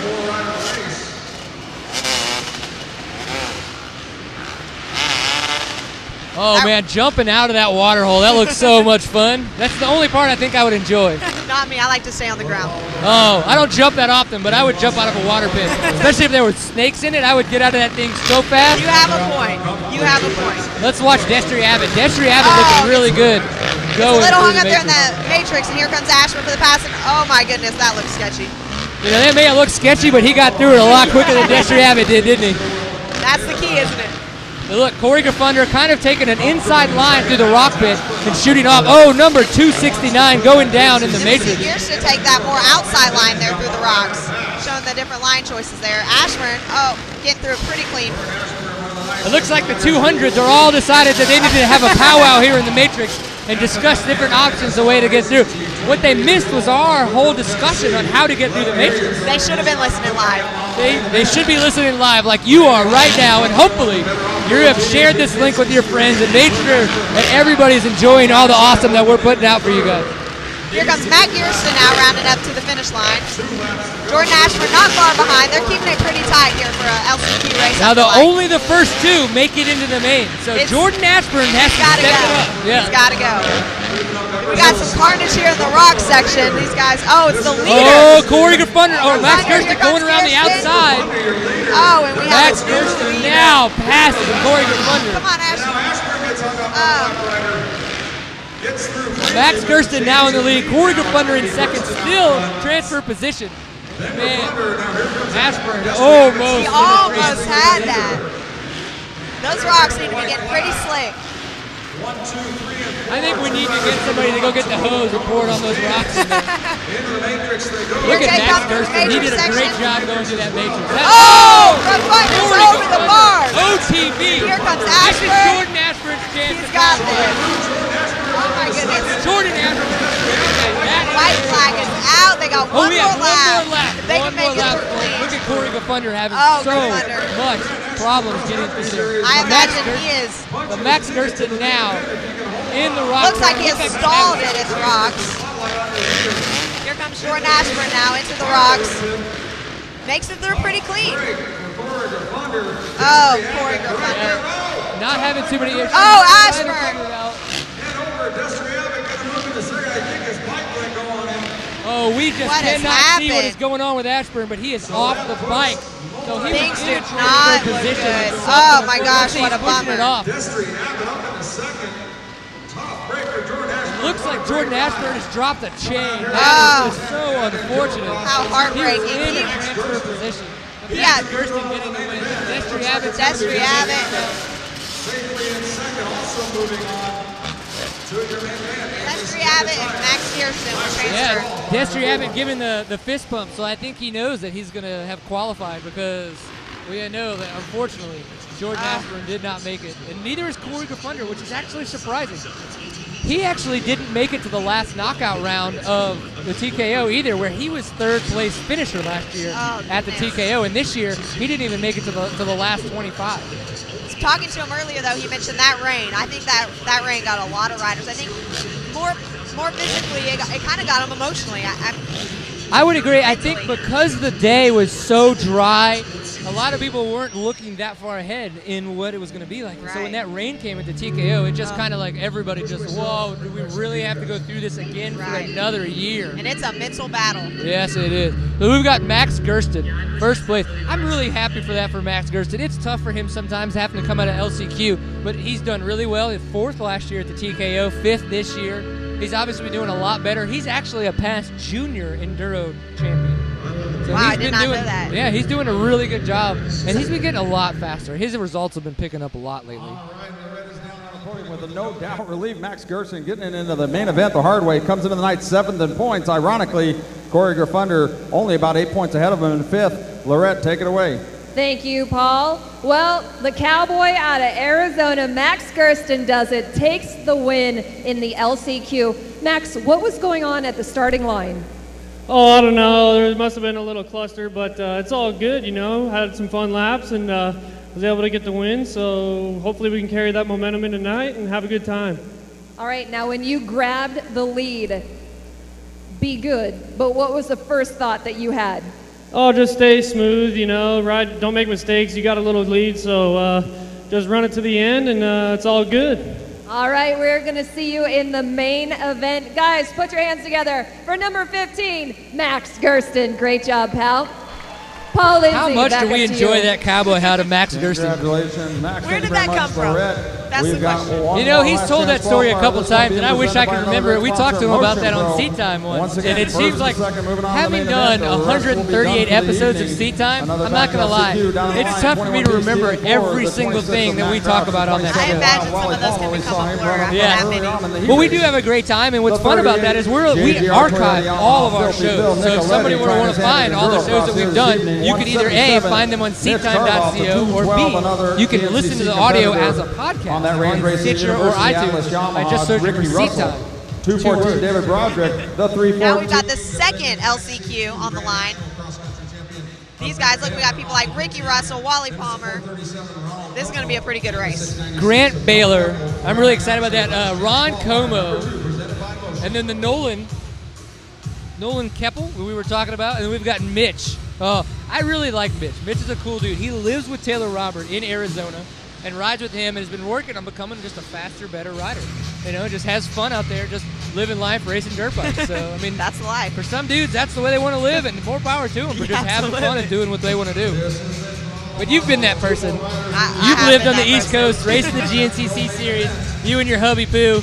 Just out there having a good time at the bunkhouse with Randy Hawkins and crew, right? Yeah, it was a great experience. It was awesome. Well, that Monster Energy girl looks like she's ready to hold that card up. And there it goes. There it is. Ready to go. It's a very nice card she has, too.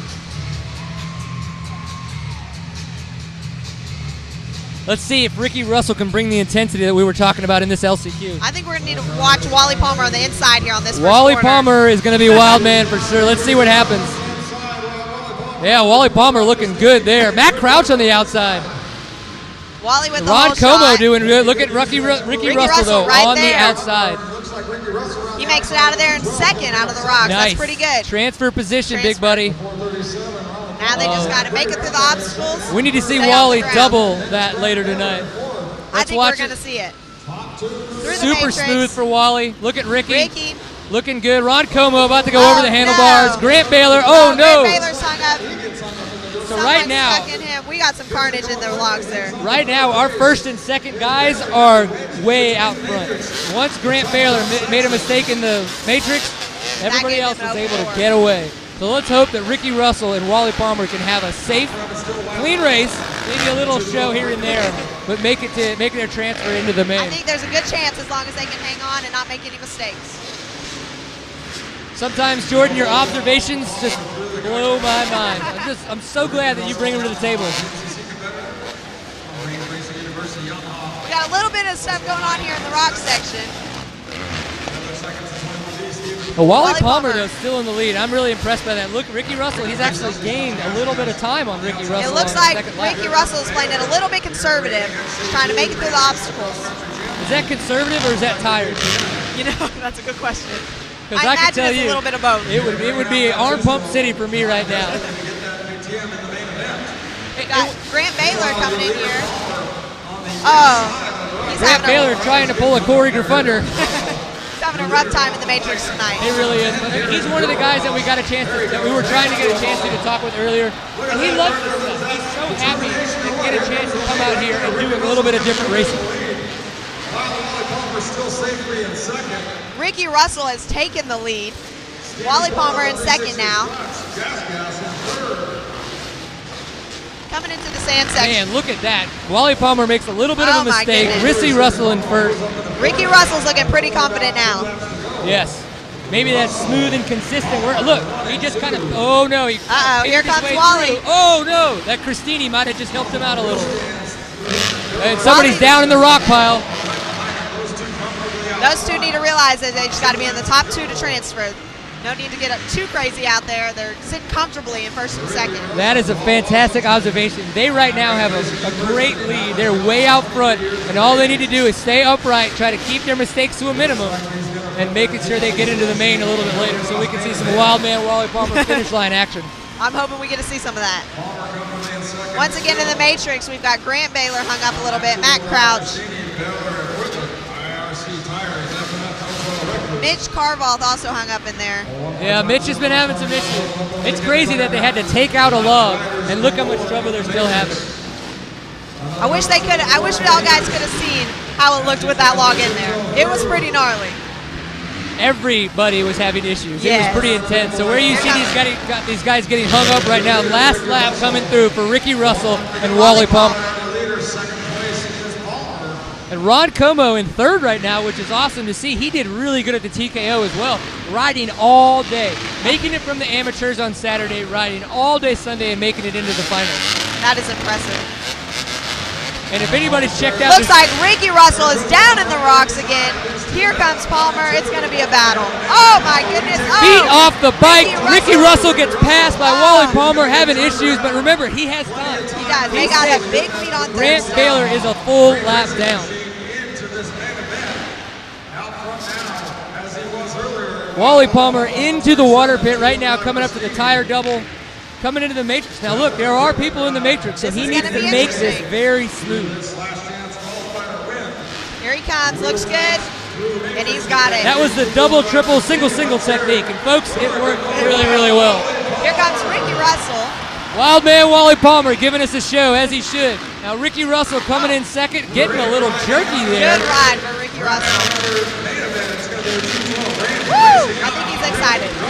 He's very excited to make it into the main for what's going to be happening here a little bit later. Now what's cool is, so those are the LCQs. These are the guys that move on. We're going to have hot laps coming up a little bit later. And the way the hot laps work is these riders get a clean track. So there's only one rider at a time.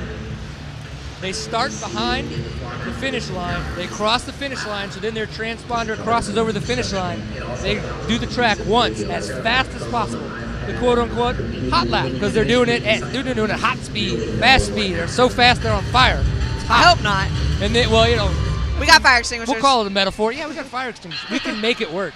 And then whoever gets the fastest gets the best gate pick for the main. Okay, so gate picks don't are not determined by finishing in the heat races in LCQ. It's all determined by the hot laps. Is that correct? That is correct. So it determines main gate pick, and that is going to be wicked. So what we're going to have after that, if everything goes off the schedule that we have. Thank you very much, Lorette. Congratulations one more time to Wally Palmer. We've got one more support class main event here to bring it to you guys in Georgia. It is your motorcyclesuperstore.com open amateur main event. Down the line, we have the number 8, Ty Starr, the number 10, Josh Roken-Smith, the number 66, So it does sound like we're going to go into the open amateur main. So this is going to be interesting. Now, these are guys that have been out here supporting all the Endurocross races, but now they're on the East Coast. I'd love to say that we have a ton of East Coast guys, but it's a pretty good split again. We've got Arizona, California. We got a Maryland, though. How cool is that? You travel pretty far. A couple Californias, some Tennessees. That's good to see. We're not too far from Tennessee. Couple Colorados. Yeah, and this is the event that I was talking about that we're going to see Ty Collins on his 66 Beta, who was on his 66 Beta in the trial class crash, which he won. So is that experience going to help him out here, or is the big bike just that much different, you think? And what about the advantage? Is it an advantage or disadvantage that he's already raced? He's now a little bit more worn out, but he's also seen the track a little bit more than these other guys. And see, that right there, Jordan, is why... That's why they pay me the big bucks. Yeah, that's why you get paid the big bucks. We buy you black shirts and make you look good. All right, so we're getting ready for this heat. Let's just see what's going to happen. I think it's going to be awesome.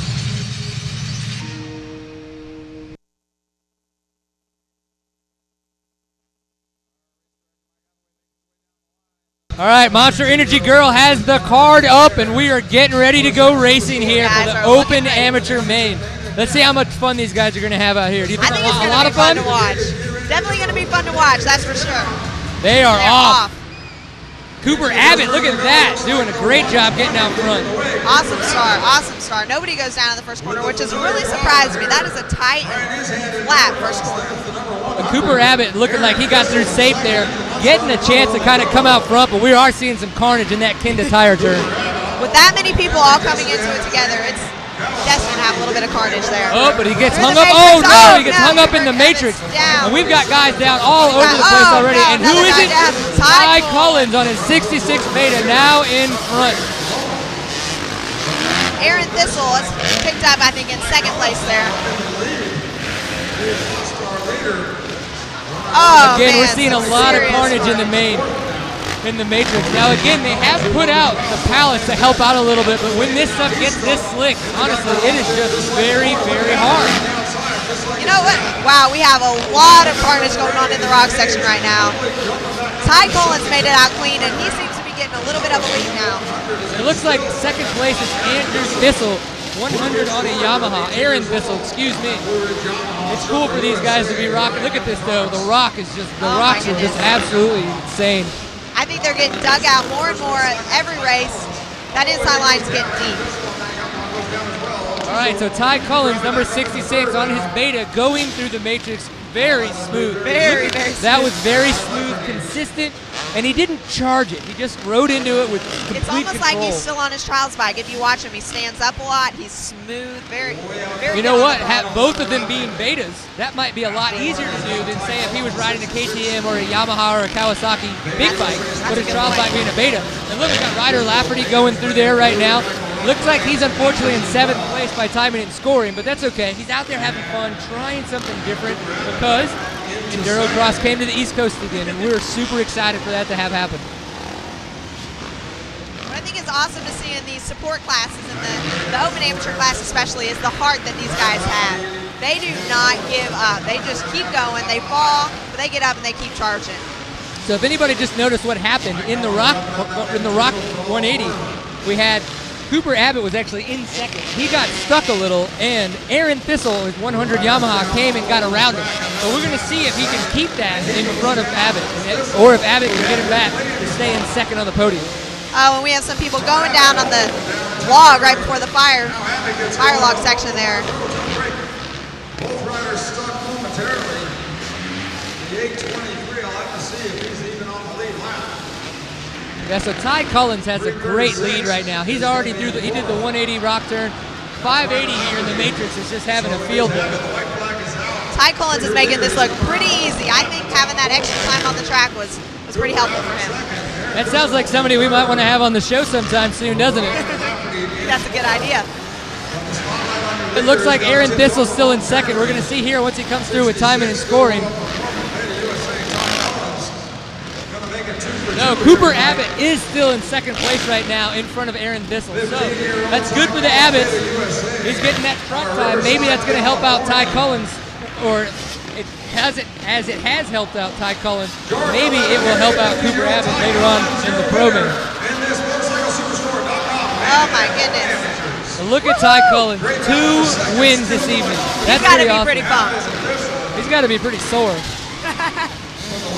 Look at the 180 rock turn going on right now. Oh my goodness.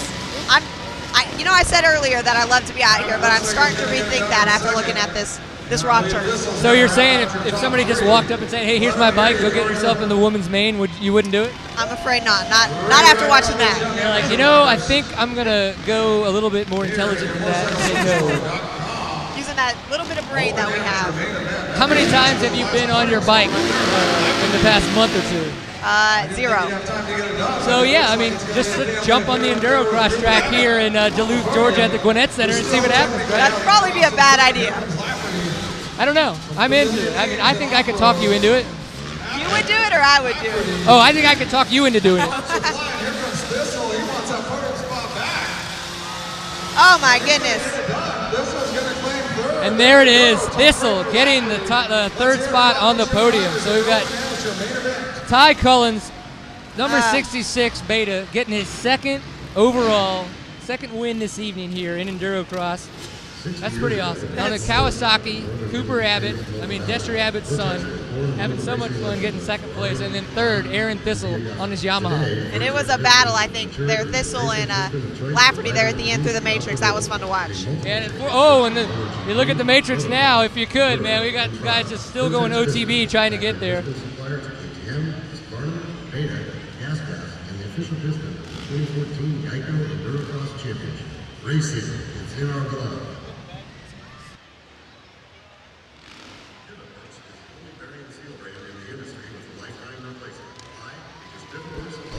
So I just noticed we were kind of looking at the podium there for a little bit, and it seemed like Aaron Thistle actually tried to do a hair swoop. But I thought it was interesting because he doesn't have any hair. You need the hair. He took his helmet off and kind of did this hair swoop thing, but unfortunately, having no hair, it looked a little different. He must wish he has your hair. He does. He's like, man, if I had cool hair, I would look like Brian Pierce over there announcing about this Endurocross here going on in Duluth, Georgia, at the Gwinnett Center. On the trophies, Lorette. Thank you so Ty much. Collins, I got 15 Cooper years Abbott old. on my left in second place. He and Ty Collins, your winner of the Amateur Open, are talking, and he said, Ty, you are so consistent. You looked great out there. I mean, there's not much else to say about that. What was key for you tonight? The rock section, the big rock section is definitely the hardest part on the track. So. Yeah, how do you get through that? I don't know. I think I really don't know. You just went, because that's the only option you had, right? Yeah, pretty much. Nice, paddled through. Just get through it in the best way you can. And you did exactly that. 2 wins tonight, Ty. How good is that? It's amazing. Driving this far from California, it's good to get 2 wins. Absolutely. Well, guys, I am going to get out of the way. We have our podium for the Open Amateur. That gets in me even third more, place, Jordan, number we're talking about 100, that. Ty Aaron Collins, Thistle. 15 In years second old, place, driving all the way 120, from Cooper California Abbott. for And this. your How winner, crazy number is that? 66. Is he driving himself, though? Does he have a license yet? I had 15 years old. You know what? I would seriously doubt it. In Texas, was it 15 or 16 in Texas for us now? I don't know. I think 16 still. It was when I got a license. What we're saying is that we've done a lot of research when it comes to knowing stuff about the racers, but when it comes to knowing the driving age in Texas, we have absolutely no idea what's going on. Because you're 22, I'm 35, we're way past that. So let's see what's about to happen. Are up. That means, ladies and gentlemen, we are going into our hot laps. The hot laps are for the top 6 riders, first and second place from each one of the hot laps. It is going to be rider against the track against the clock.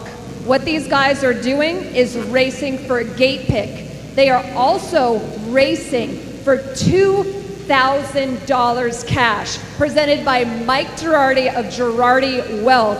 Yeah, $2,000 is gonna be put in the hand of whoever wins this. And the winner of the hot laps, not only do they get $2,000, not only do they get the gate pick for the main event, but they get a championship series point.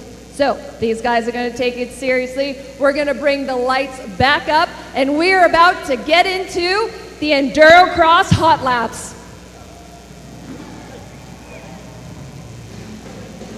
That's right, Lorette. You said it all. Girardi Wealth Management putting up $2,000 cash for our fastest hot lap here tonight. A lot at stake. Besides the $2,000 cash, besides the ever important gate pick in the main event, as Lorette mentioned, one championship point on the line. And up first, it looks like we're gonna have a 114 of Ty Tremaine scoping out the track. He wants to hear you, Georgia. Let him hear. Looks like Ty Tremaine is coming out for his hot lap, number 114.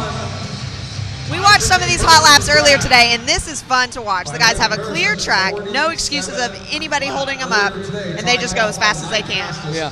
This is going to be fast. I'm really looking forward to see how this goes down. Let's let these riders speak for themselves.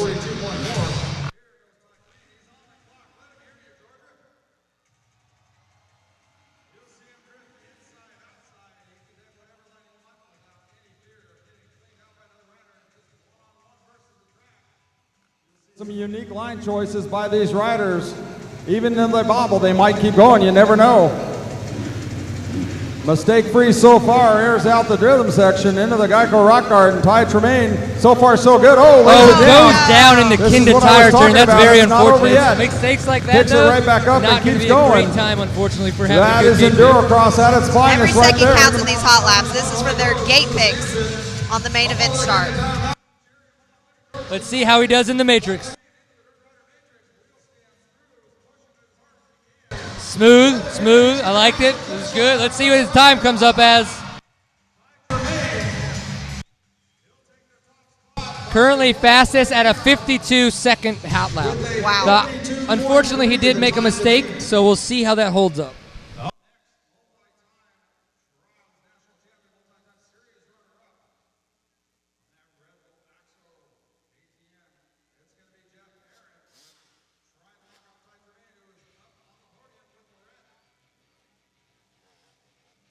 Jeff Aaron coming off 10-time national trials champion. He was the first one out in the track.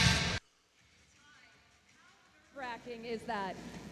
It's pretty nerve-wracking. I made a little mistake. That's the bunny hop we were talking about earlier. Makes it look effortless.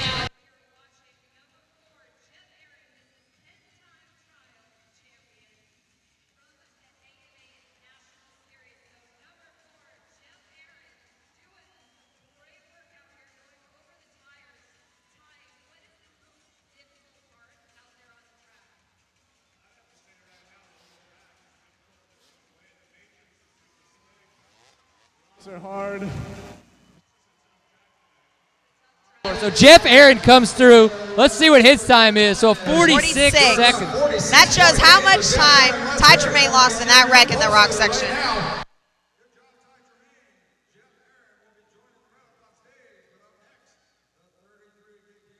FMF Factory KTM of Taylor Robert. Taylor qualified fourth. We're about to have Taylor Robert come up, number 33.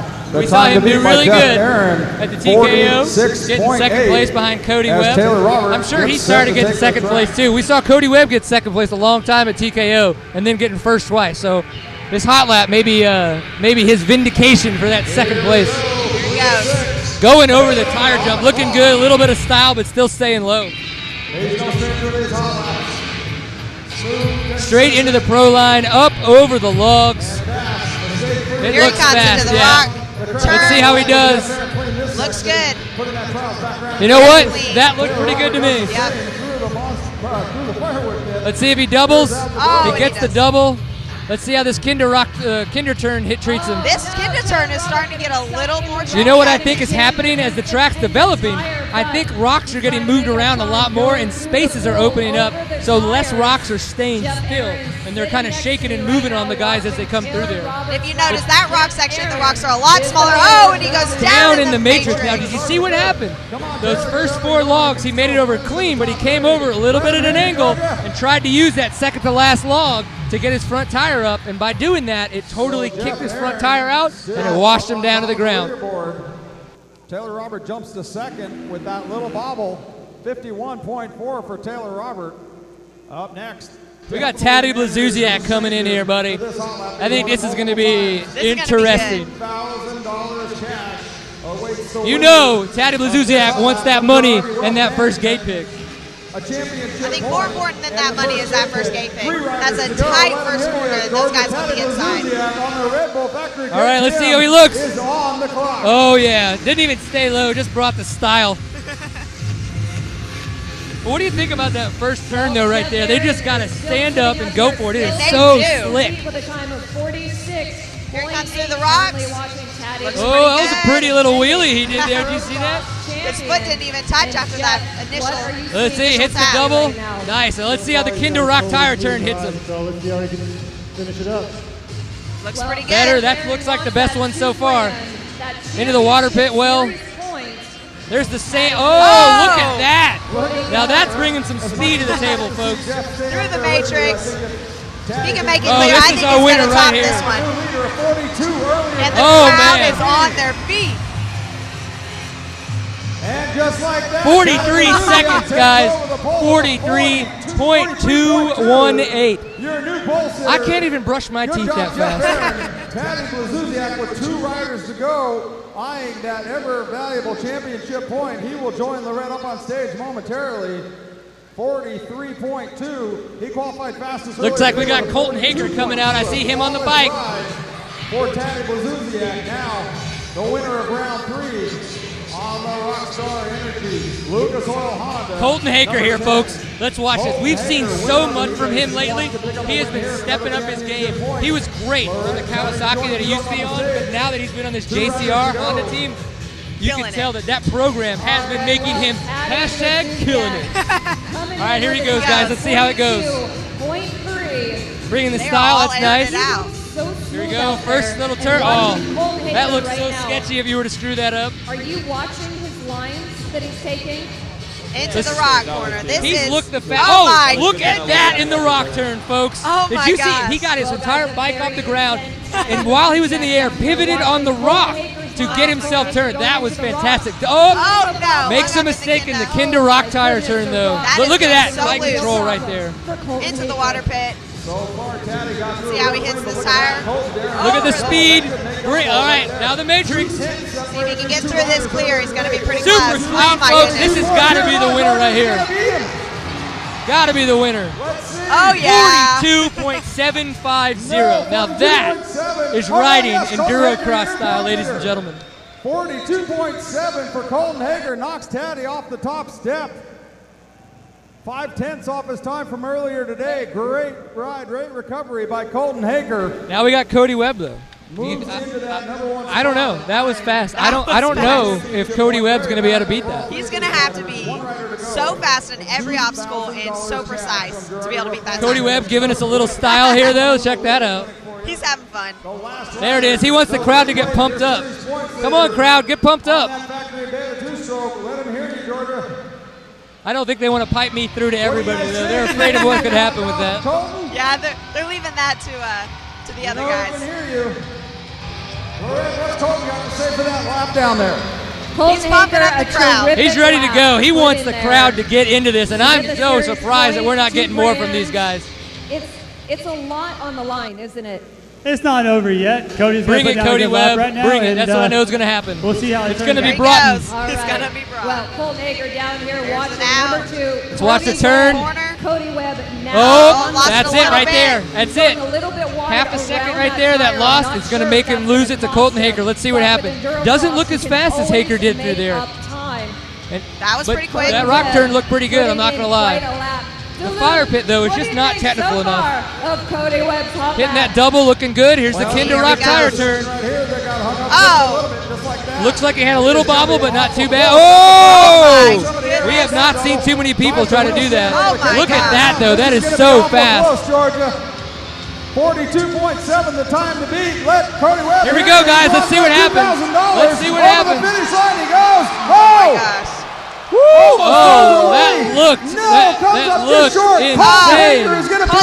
Oh my gosh, folks. And $2,000 in cash. Holy moly. So we got a 42.877 for Cody Webb. And Colton Haaker with a 42.75. Now, if $2,000 on the line, shouldn't it come down, though, like that? Oh, my gosh. I think, like you called it, that first corner, he lost that tiny bit. He would have had it. You're saying I was right? You were right. We need to call my wife right now so that way I can get some extra brownie points when I come home and be like, it was okay letting him come to Georgia this weekend because he was right about one thing. Money and realizing that Endurocross is an awesome sport to get involved in. And hey, thanks for everyone coming out. And I hope the main event puts off a good show just like that. All right, you better put that somewhere safe, pal. Hey, Mike, do we have a safe or something that we can put that $2,000 in? We're going to have security. Oh, in Eric's pocket, his mechanic. That's where that's going. So Yep. Colton Haaker not only picks up $2,000 from Mike Girardi of Girardi Wealth, gets a series point for the championship, and he gets the first gate pick. Mike, thank you so much for supporting Endurocross, and come on out here and say thank you. And your support over the years has meant so much. Why are you supporting Endurocross, and thank you for doing it? We have so much fun. We ride quite a bit, and it's a real honor for us to be involved with this. Eric and Lance have been great friends, and we just really enjoy being involved in this sport. It's a lot of fun for us. All right, well, how does someone find you if they need some investment information? Just go to GirardiWealthManagement.com, and we're happy to chat with you. All right, again, Mike Girardi, thank you so much of Girardi Wealth, and Paul Lindsay, let's go back up to you.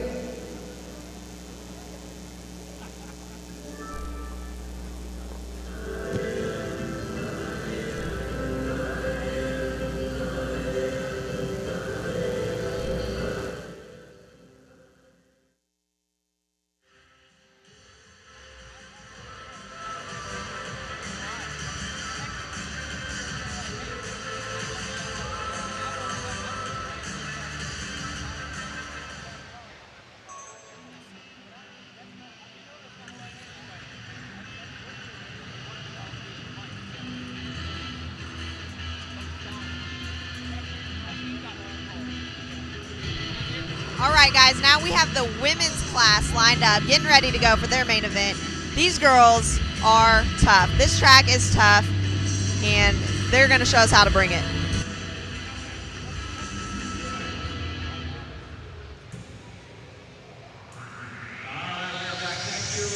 Congratulations, Colton Haaker. Just so you know, 1/10 of a second separated Cody Webb and Colton Haaker from picking up that win. Unbelievable. Thank you once again, Mike Girardi with Girardi Wealth Management, for putting up the cash. Championship point for Colton Haaker heading into the main event. Technically puts him tied with Cody Webb as we head into the 13-rider main event. But down the line right now, it's all about the women. It is the GEICO support by women, brought by Cycle Nano. Fast Women Pros up on the line. We've got the number 1, Chanzel Piper, the number 2, Rachel Goodish, the number 3, Morgan Tanky, the number 21B, Melissa Hart, right on the 360 stunts. Gas machine, the 68 of Tara Geiger, 151 of Lexi Peugeot, the 222 Sarah Baldwin, 406 Veronica Whitesell, 412 Ashley Copeland, the 580 of Ricky Gotzer, 621 Riley Ellinger, and the 767 Chrissy McKinnon rounds out your field. This is your Cycle Nano Women Pro main event.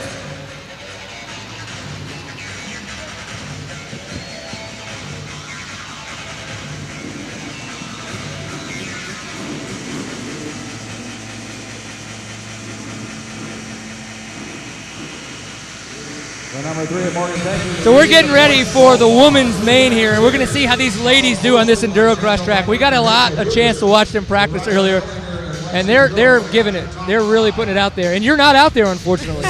I'm kind of glad.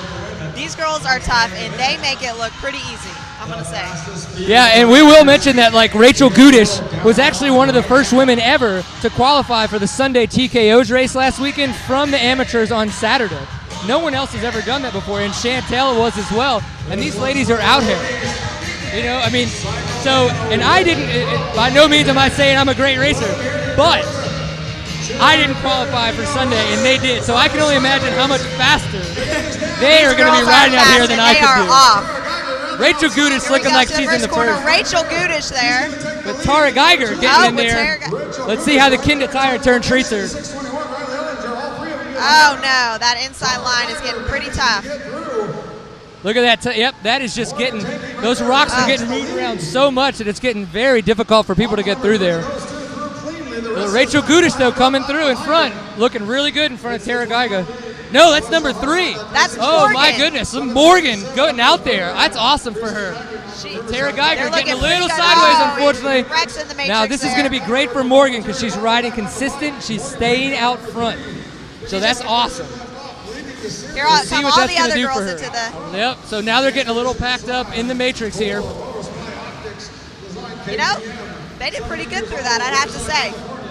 Now, if everybody notices, they're skirting them around the pro line, and I think that that's totally fair in this case because it is so technical, and a lot of these ladies, their height is the biggest problem with that. It is not their technical skills. It's the fact that it's very hard for them to dab in a lot of these rocks, and they don't want to take a chance of them pitching it over and getting all on top of each other in some of these more technical areas because then it just gets dangerous. Yeah, we need to mention the girls did hit the pro line during one practice today. They handled it well, but it's gotten more difficult, more 8 out, and I think it's a wise choice for them to go ahead and take them around that.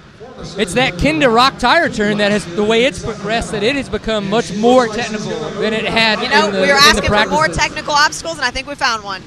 Well, we tried to give them a really technical log in the matrix, but they didn't like that, so we got to take that a little bit earlier. Oh, and Rachel Gudish falls over right before the tires. is going to take over the point position right there. And here comes Lexi. Oh, Tara Geiger going down, unfortunately, there. We got Rachel Gudish coming in. Coming in. She looks pretty good so far through there. That's the way to make a little bit That of a pass, was a though, clean that's run. for sure. That looked good. Let's see how much she's picked up. Oh, unfortunately, Chantel's having some trouble there.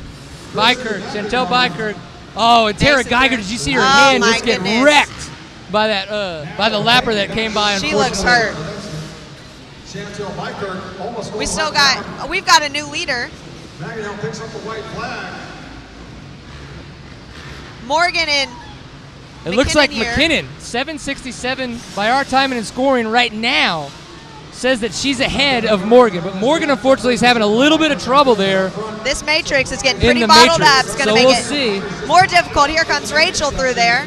Oh, and Hopefully if she you can look, find where a are the hole. ladies now? The ladies are now in the pro line. So maybe what they did, and obviously we were not informed of this, is they closed it off for a little bit, then opened it up for the last couple laps. So that way it wasn't as technical all the time. But it still gave them a run at it. I think that's It's giving pretty it cool. a little bit safer for everybody out there, which is very smart, I think. It's a good game changer on the last lap. That's quite the game changer for sure. I would agree. Oh, and my if we look goodness. back at the Kenda tire turn, Tara Geiger and McKinnon dueling it out, trying to pick up their bikes fastest to get to the McKinnon's podium still first. leading, so she needs to get through that section, get through the bottleneck at the matrix, and take the checker. Now, it looks like we have 151 Peach out in second, and Chantel Bykirk is now in third on her KTM. Oh, my So goodness. even though she was having trouble in the matrix, she kept pushing and getting that bike moving. She's doing a lot better. And unfortunately, we see Tara Geiger come in, and you can see these tires just Here slipping. comes McKinnon into the matrix section, looking pretty clean. Oh, and she hits Geiger. Yeah, Geiger is just unfortunately not having great luck when it comes to riders trying to pass her She when they're looks in the pretty matrix. frustrated. Waiting for a leader to come around here. So here we go. We've Here got we go. McKinnon coming through 767 on her Christini, on her front wheel That was drive. pretty That is impressive. awesome. So happy for her. And she, If we look over here in the pro rock turn, it is looking gnarly. These girls they're having a rough time. And I have to say, it's gotten tougher throughout the day. It has gotten a lot tougher. But you know what? These girls, just like everybody else, they wanted to come out, do some Endurocross, and it looks like we've got quite a few different numbers and names that we don't see typically at Endurocross. So I'm glad that we've come east and gotten a chance to have different riders come in and have a chance to come out here and do some Endurocross and race for us and show us so much entertainment and racing value. Yeah, absolutely. These girls are, like I said, they're tough and they're fast girls. Although it looks like they struggle in some of these sections, they're fast and they can go. Looks like Rachel Gudish just rounded out the podium there. Oh, that's good for her. I'm glad she got third. She has done so good. She was on the Yamaha team last year, kind of a privateer team, and now she's on the RPM KTM team. A little bit more support for her, a lot more racing that she's been doing this year, so I'm really glad that she's kind of getting that support. She's also riding the ISDE this year on the women's trophy team. On the women's trophy team, that's so great. And she's actually she's a tremendous athlete. Like she was, I think, at state as a pole vaulter. Yeah. I mean, that is insane. Like she loves adrenaline, apparently. Competition, I guess that's her thing. Yeah, it's competition and adrenaline. It's just, that's Rachel Gudish's number right there. Probably having a good time, too, I'd imagine. I imagine so. If we look right now at the Matrix, though, they're just having so much trouble. It is getting so slick. We have Ron Ruane from Cycle Nano. And Ron, you have a couple of gifts for the ladies. Tell us what that is. Oh, goodness. Well, first of all, I want to give it up to the girls. Come on, Atlanta. Was in first place for These that girls first are couple working laps. hard out here. Just having so much trouble. And I can imagine They're working shoulders right now, the goodness. forearms, how the arms feel, just how tired she is to pick that bike up. It's got to be difficult. Although these races are short, your heart rate gets so high, you get so exhausted in such a quick time. These girls are whooped. Yeah, well, we were talking to Destry Abbott yesterday about his rookie class that he did the Friday night before Endurocross. He was actually saying just how, 200 beats per minute, easy, doing this stuff. And it's just because of the fact that you ramp up so quick and the intensity is so high that it doesn't really give you a chance to find a groove, and to kind of calmly jump into a decent heart rate. There's barely anywhere to breathe. Let's check out the podium. And $100 for third place, Rachel Gudish, Lexi Peugeot, and next to me, Christy McKinnon. Oh my goodness. Lady, what a terrific race that you just put on. I am so glad that you are so excited. She has been working so hard. All of these women up here have been. What does this mean to you tonight? This is just amazing. It's so good. The Christine all drive was so good out there tonight, like in the rocks and in the logs. That thing's unreal, just pulls you through. And Christy, who do you want to thank? Oh, okay, I really like to thank Christine. I want to thank Austin, Mike and Wally for being my pit crew today. And Flair Action Sports, GRO Oils, Answer, and 100%. All right, I'm going to get out of the way. Ladies, hold your trophies up. As we make a little bit of a transition here to what's going to be our Endurocross Pro Main, I wanted to mention we actually had a couple people come up and send some text to us about some things that we had said, talking about some certain riders on the tracks and things that riders were doing on or off the track. And I just wanted to say that was very unfortunate timing. We respect every family that's out there that races or just rides for fun, and we respect every rider that's out there on the track. By no means did any of that I said, that Jordan said, we said together, was meant in any disrespect to anyone out there. What I do appreciate is someone bringing it to our attention that it did come across in a way that seemed very negative. That was not our intention at all, and I, for one, give my sincerest apologies for that, because we love motorsports, we love dirt bike racing, and we know that these guys put their heart, soul, and lives on the line doing this, and by no means would we ever want to try to take any of that away from them, or by having said something that just doesn't fit where we are in the situation.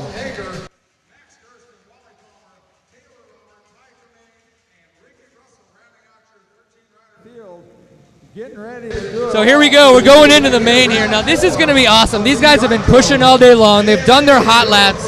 Which was incredible to watch. What's that? The hot laps were incredible to watch. Oh my gosh. So this is the main event though. This is what it all comes down to. This is for the money, if you will, right? This is, Yep.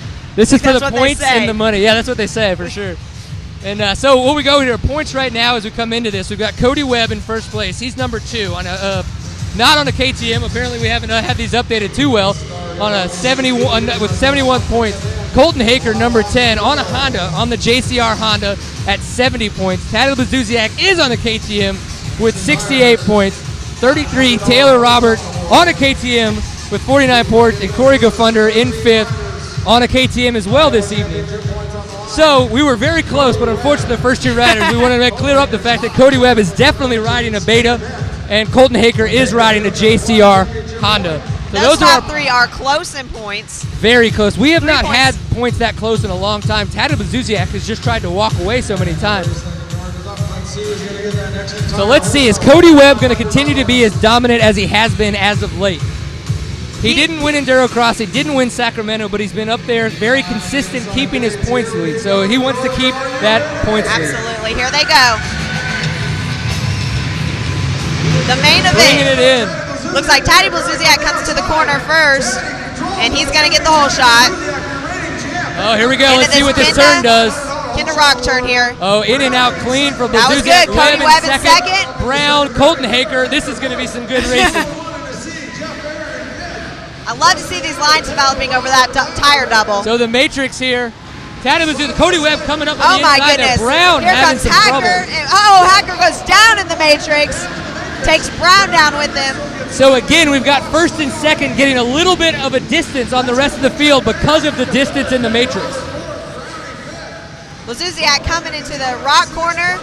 Looks good. Oh, and Webb takes the inside. That was very impressive. Of what we said was going to happen. Yes, he's taking that inside line on Taddy Blazusiak this time.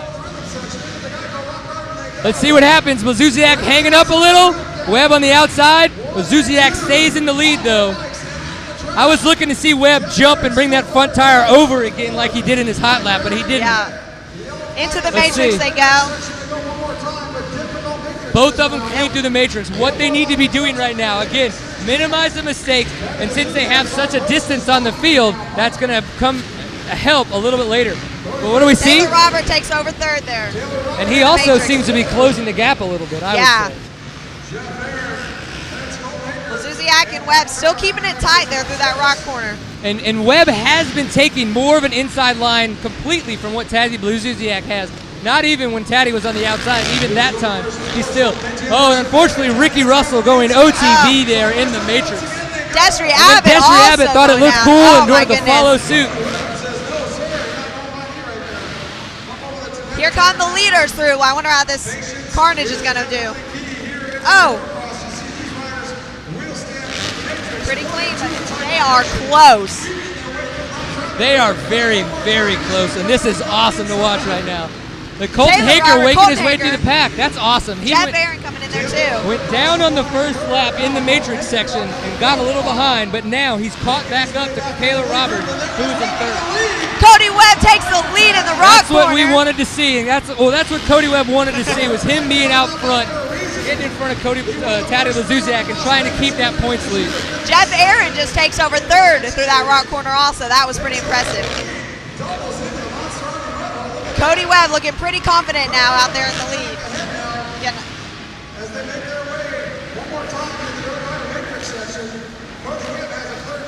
So we got Cody Webb now in front of Taddy Blazusiak. But honestly, Taddy made that little mistake, but he's there.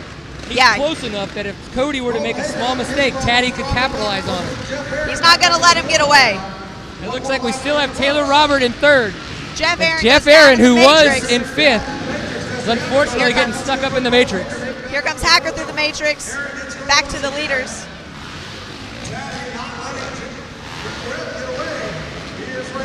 Webb looking like he's got a hair bit more distance on him, but let's see. The Kenda rock turn looks good. Again, not taking that hot line like he was for their hot lap. A little bit more tired. It's going to take a little bit more precise to take that line. It's so he's probably trying to play a little bit safe. riskier too, I'd imagine. And since he knows that Taddy is so close, he's like, I've got to stay safe, as you were saying. Right. I think if he were in second place, come down to the last lap, Taddy was right there, it might be something we'd see him pull.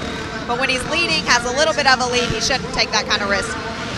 I think we're seeing a little bit more of what Taylor Robert wanted to see this year. He hasn't. I know he hasn't had a lot of the Endurocross results that he's wanted to have since he made the switch to KTM, being on the new team and the new bike, staying on a two-stroke a little bit more. He is on a 350 this evening, but has been doing a lot of riding on his 300 XC.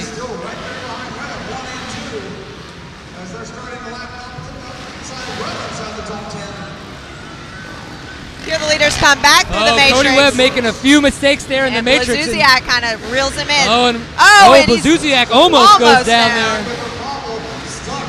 Okay, this is going to give Cody Webb a little bit of breathing room, so let's see what he can do with this and if he can keep the mistakes to a minimum. Taylor Roberts still seems to be hanging on to third. Oh my goodness. That inside line that Cody Webb was taking looks like it really helped out for him right there. Absolutely. But Taddy Blazusiak having no issues getting around Lapper Wally Palmer there.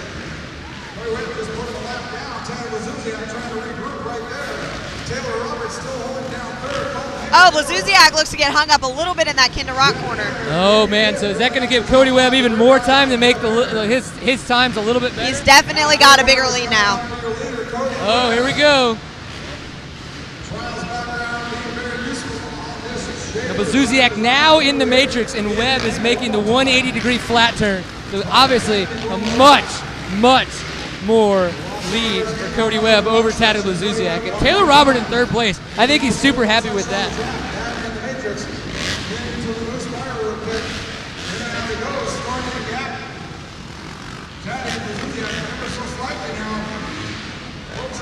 Looks like Cody Webb has a little bit of a stumble in the Kenda. Oh no, that Kenda rock turn getting Cody Webb hung up a little. That corner sure has made things interesting. It's that one item, that one element that you didn't expect it to develop the way that it did. Yep. You know, it looked like it was such a safe turn and they were making it through good. And those rocks started giving out and that was it for that section.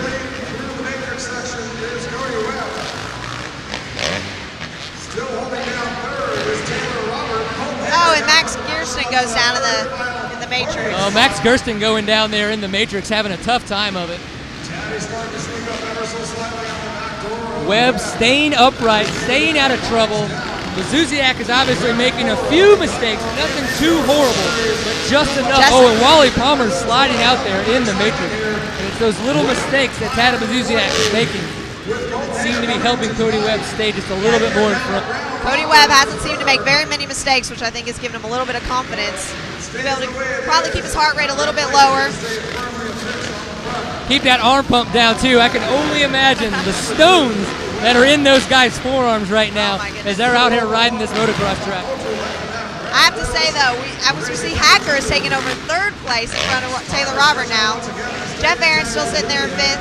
How impressive is that for Haaker? Second points right now, 1 point behind Webb. He knows that he cannot have a bad finish. He needs to stay in those points. So he has just rode a good, consistent race, made up some of the time that he lost because of a few small mistakes. Now got himself back in third place on the podium, collecting a lot more points.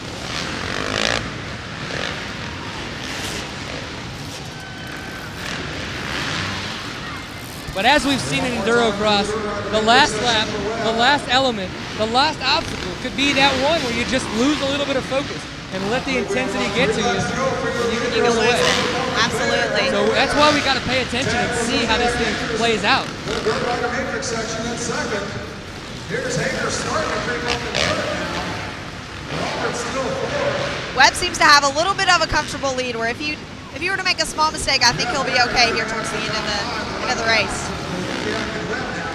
But like you said, anything can happen.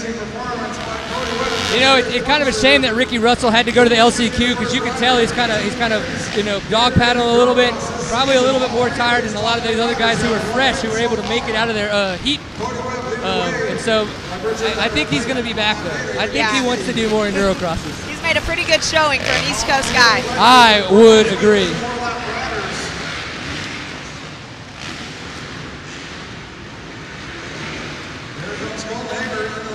So as we've talked about before, Taddy Blazusiak just going through the matrix. Cody Webb now on the pro line wall.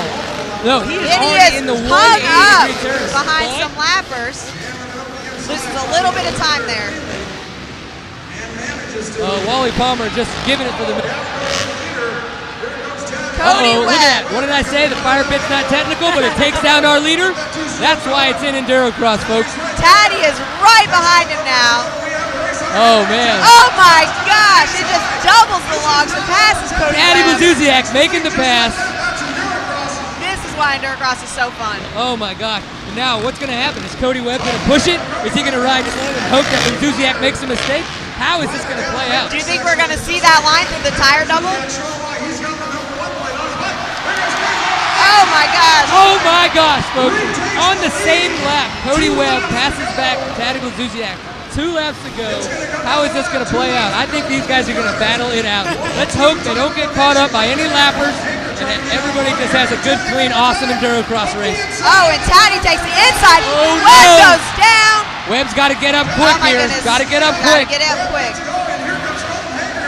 Oh, I'm sure he's disappointed. No electric start. Got to pull out the Kickstarter. Look at Haaker right there, too. Now Taddy Blazusiak has the lead that Webb used to have. And Webb may not come away with the win, and it may be Taddy Blazusiak. Oh, and Taddy Blazusiak goes down in the matrix. Where is Cody Webb? Destry Abbott coming up. Let's see what happens. Look, Destry Abbott knows he gets out of the race line because it's a race right now. Here comes Cody. Haaker right behind him in third. Right on him. Oh my we goodness, now have it's the gonna be top a race. 3 so close. Any small mistake and the positions could change again. As they come up to this rock section, we have one person down. And Taddy Blazusiak now in the 180-degree rock turn. Makes it smooth. Webb. Let's see how Webb does. Haaker right behind him. Oh, and Haaker goes down to his right. That's unfortunate. Let's see where Taylor Robert is on Haaker. Robert just crossing the finish line, so Haaker's safe for right now in third. We've got quite a few people down in the matrix as the leaders come around. Oh, here comes Taddy Blazusiak through the matrix. He's going to get the white flag this lap. For his white Last flag. lap for Taddy Blazusiak. We've got one more to go, folks. Everybody made a few bobbles on there. Cody Webb looking a little tired coming out of the matrix there. Haaker Can not he far push it? behind still.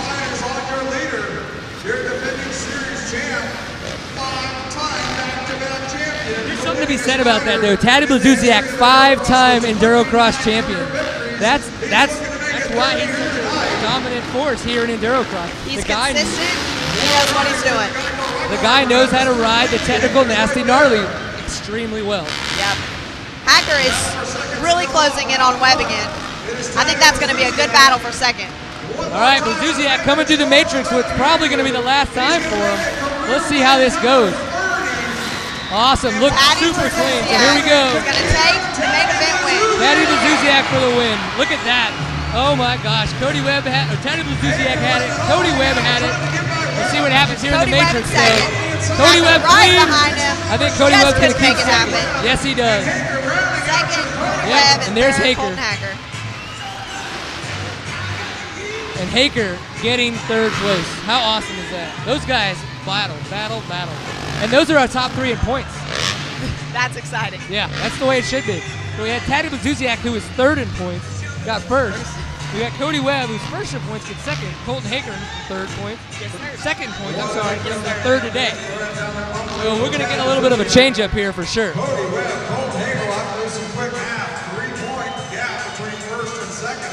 I'd love to tell you we know what happened, but apparently Taddy Blazusiak just kind of rolled right out of the stadium. So we'll find out what happened and let you guys know. Hopefully he makes it back for the podium. I don't know. We'll see here in a second. But what did you think about that racing? That was super exciting. Those guys mixed it up, showed us what Endurocross was all about. Yeah, and we saw there Taddy Blazusiak getting the lead early. And Cody Webb sticking with him. Those two guys had it out front really well. And then Cody Webb, Taddy Blazusiak making a mistake, little mistake. Cody Webb pushing hard, getting past him. And then making another mistake, Cody Webb got past him. And then he makes a mistake. Taddy Blazusiak gets by him. Colton Haaker this whole time is getting up and catching up on the leaders. I mean, that was awesome. Crashing all over Well, let's the check in place. with the podium and see what the rest First of us lap have to say with was these completely guys. mayhem, and I caught up with Brownie and just hit him, and then all the guys ran over my bike. Ah, man, that's what Endurocross is all about, though, man. Having super struggles and watching guys flail and have a laugh and drink a beer and Gosh dang. I'm glad I can be here for all your entertainment tonight. Man, when you have a race that stressful, how do you keep a cool head? I don't know. You just focus on what you gotta do, and I crashed so many times. That was, no, it's all good. Thanks to everyone for coming out. Colton Haaker, you're on the podium. Who do you want to thank for getting you up here? I want to thank JCR Honda, Lucas Oil, Rockstar Energy Drink, my mechanic Eric Saracen, our buddies Cookie, and everyone else for coming out. And yeah, appreciate it. Thanks a lot. Great job, Colton Haaker. Take a second. Take a breath. Good job, buddy. I'm proud of you anyway. Cody Webb, come on up here. Cody Webb, number 2, grabs the second position, and Cody Webb back and forth, a battle with Taddy Blazusiak. It looks like on your face you're a little frustrated. What are you feeling? Yeah, I mean, I think anyone in my position would be frustrated. I had a 15-second gap and came in the rocks, and just lappers everywhere, nowhere for me to go, and they're trying to take the main line, and I'm the leader trying to get out of there, and instantly just pumped up, and from there, dude, I just rode like poo-poo, I was definitely not happy with that at all. Taddy came in really hot on the inside there and took me out pretty good, just nowhere for my leg to go, and I went down, and he stayed up, and then Colton got right on me, and at least I got one more shot at Taddy in the corner, but I definitely got to work on some things. That was a definitely horrible end of my race, and I'm just happy to come away with second for the circumstances. For sure. And so what do you work on for next round? Well, now that my Endurocross track is done, I rebuilt it during the summer break. I'll actually be able to put down some motos on that. I've just have been riding Endurocross, and it showed tonight come down the final stretch. But the bike was awesome. I can't complain anything about that. Still with performance, got the suspension hooked up. The Beta was hooking up awesome. I was just the last missing piece of the puzzle tonight.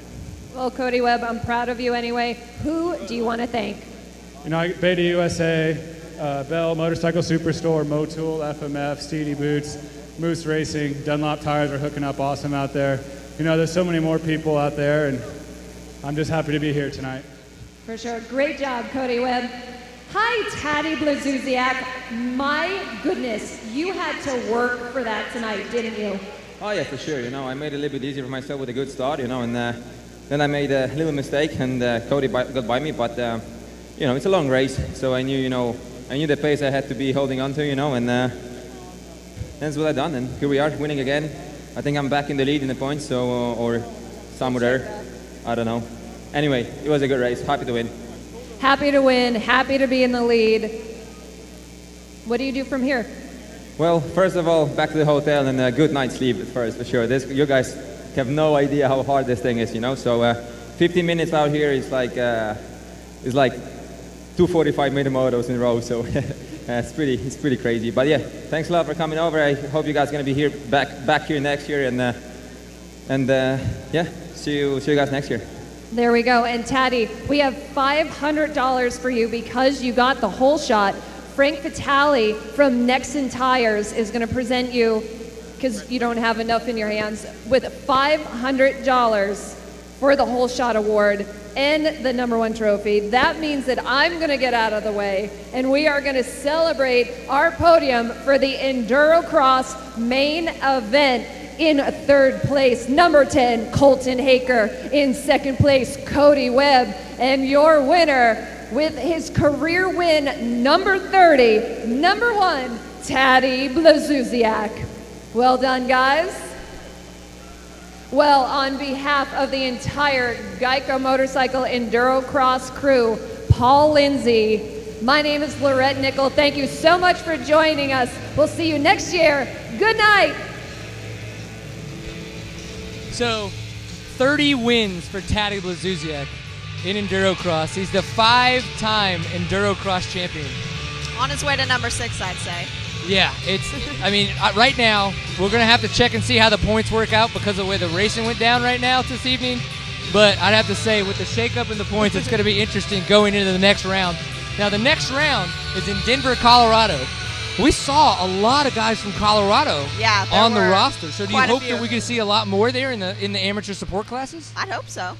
I think they've got some good technical riders out there in those Rocky Mountains. If there's a chance that we would be able to do another live webcast from Denver, Colorado, would we want to try to find a bike for you to ride? That would that be you awesome. could step down for a second and we could get some action from you? So I just step down for the women's main and ride it? I think I could handle it. That sounds fun. Or we could I'm bring in. somebody up. We could have fun with that. We could bring in a guest co-host, and we could make it happen. So, Taddy Blazusiak getting the win this evening. Cody Webb coming in second. Colton Haaker in third. I think the word, unfortunately, off of listening to the podium speak, is frustration. Yeah. It sounded like, obviously, everybody extremely kosher, the way that they should be. Thanking their sponsors, doing what they need to be, but you could tell that no one was extremely excited. Everyone had kind of a little bit of not excitedness, if you will, to come up with way less than a better word than I should have. But that's kind of the way it felt. I can understand that. These guys, like he said, one Endurocross main feels like two 45-minute motos for these guys. So they're just so frustrated when they get kind of caught up with lappers, or maybe they make one little mistake. And then they're coming for, fighting again for the lead when they had it for so long. Tough racing. So, Endurocross.com, you guys can go there, check out much more about the Endurocross Series, all the points, all the results. This will be archived up there. This will stay on the YouTube channel. We're going to have this in snips as well so that you can watch different segments on MAV TV. So, if you don't have MAV TV already, definitely go check it out and see if you would like to get that. I think you should. Endurocross, not only do you get to see us here on the internet, but then you have a chance to see us a little bit later on TV. It could be interesting. I know. I'm going to take a picture. Again, apologies out to some of the families and some of the riders that did get a little upset. We really appreciate you coming and saying something. It's my fault. I did not mean for that to come across the way that it did. But we definitely thank everybody very much for paying attention to us. Please talk about it. Tell us all your friends, and hopefully we get a chance to do this again in Denver, Colorado. Absolutely. So, I'm Brian Pierce. And I'm Jordon Bailey. And definitely thank you for tuning in, and hopefully we see you guys next time. See ya. Peace.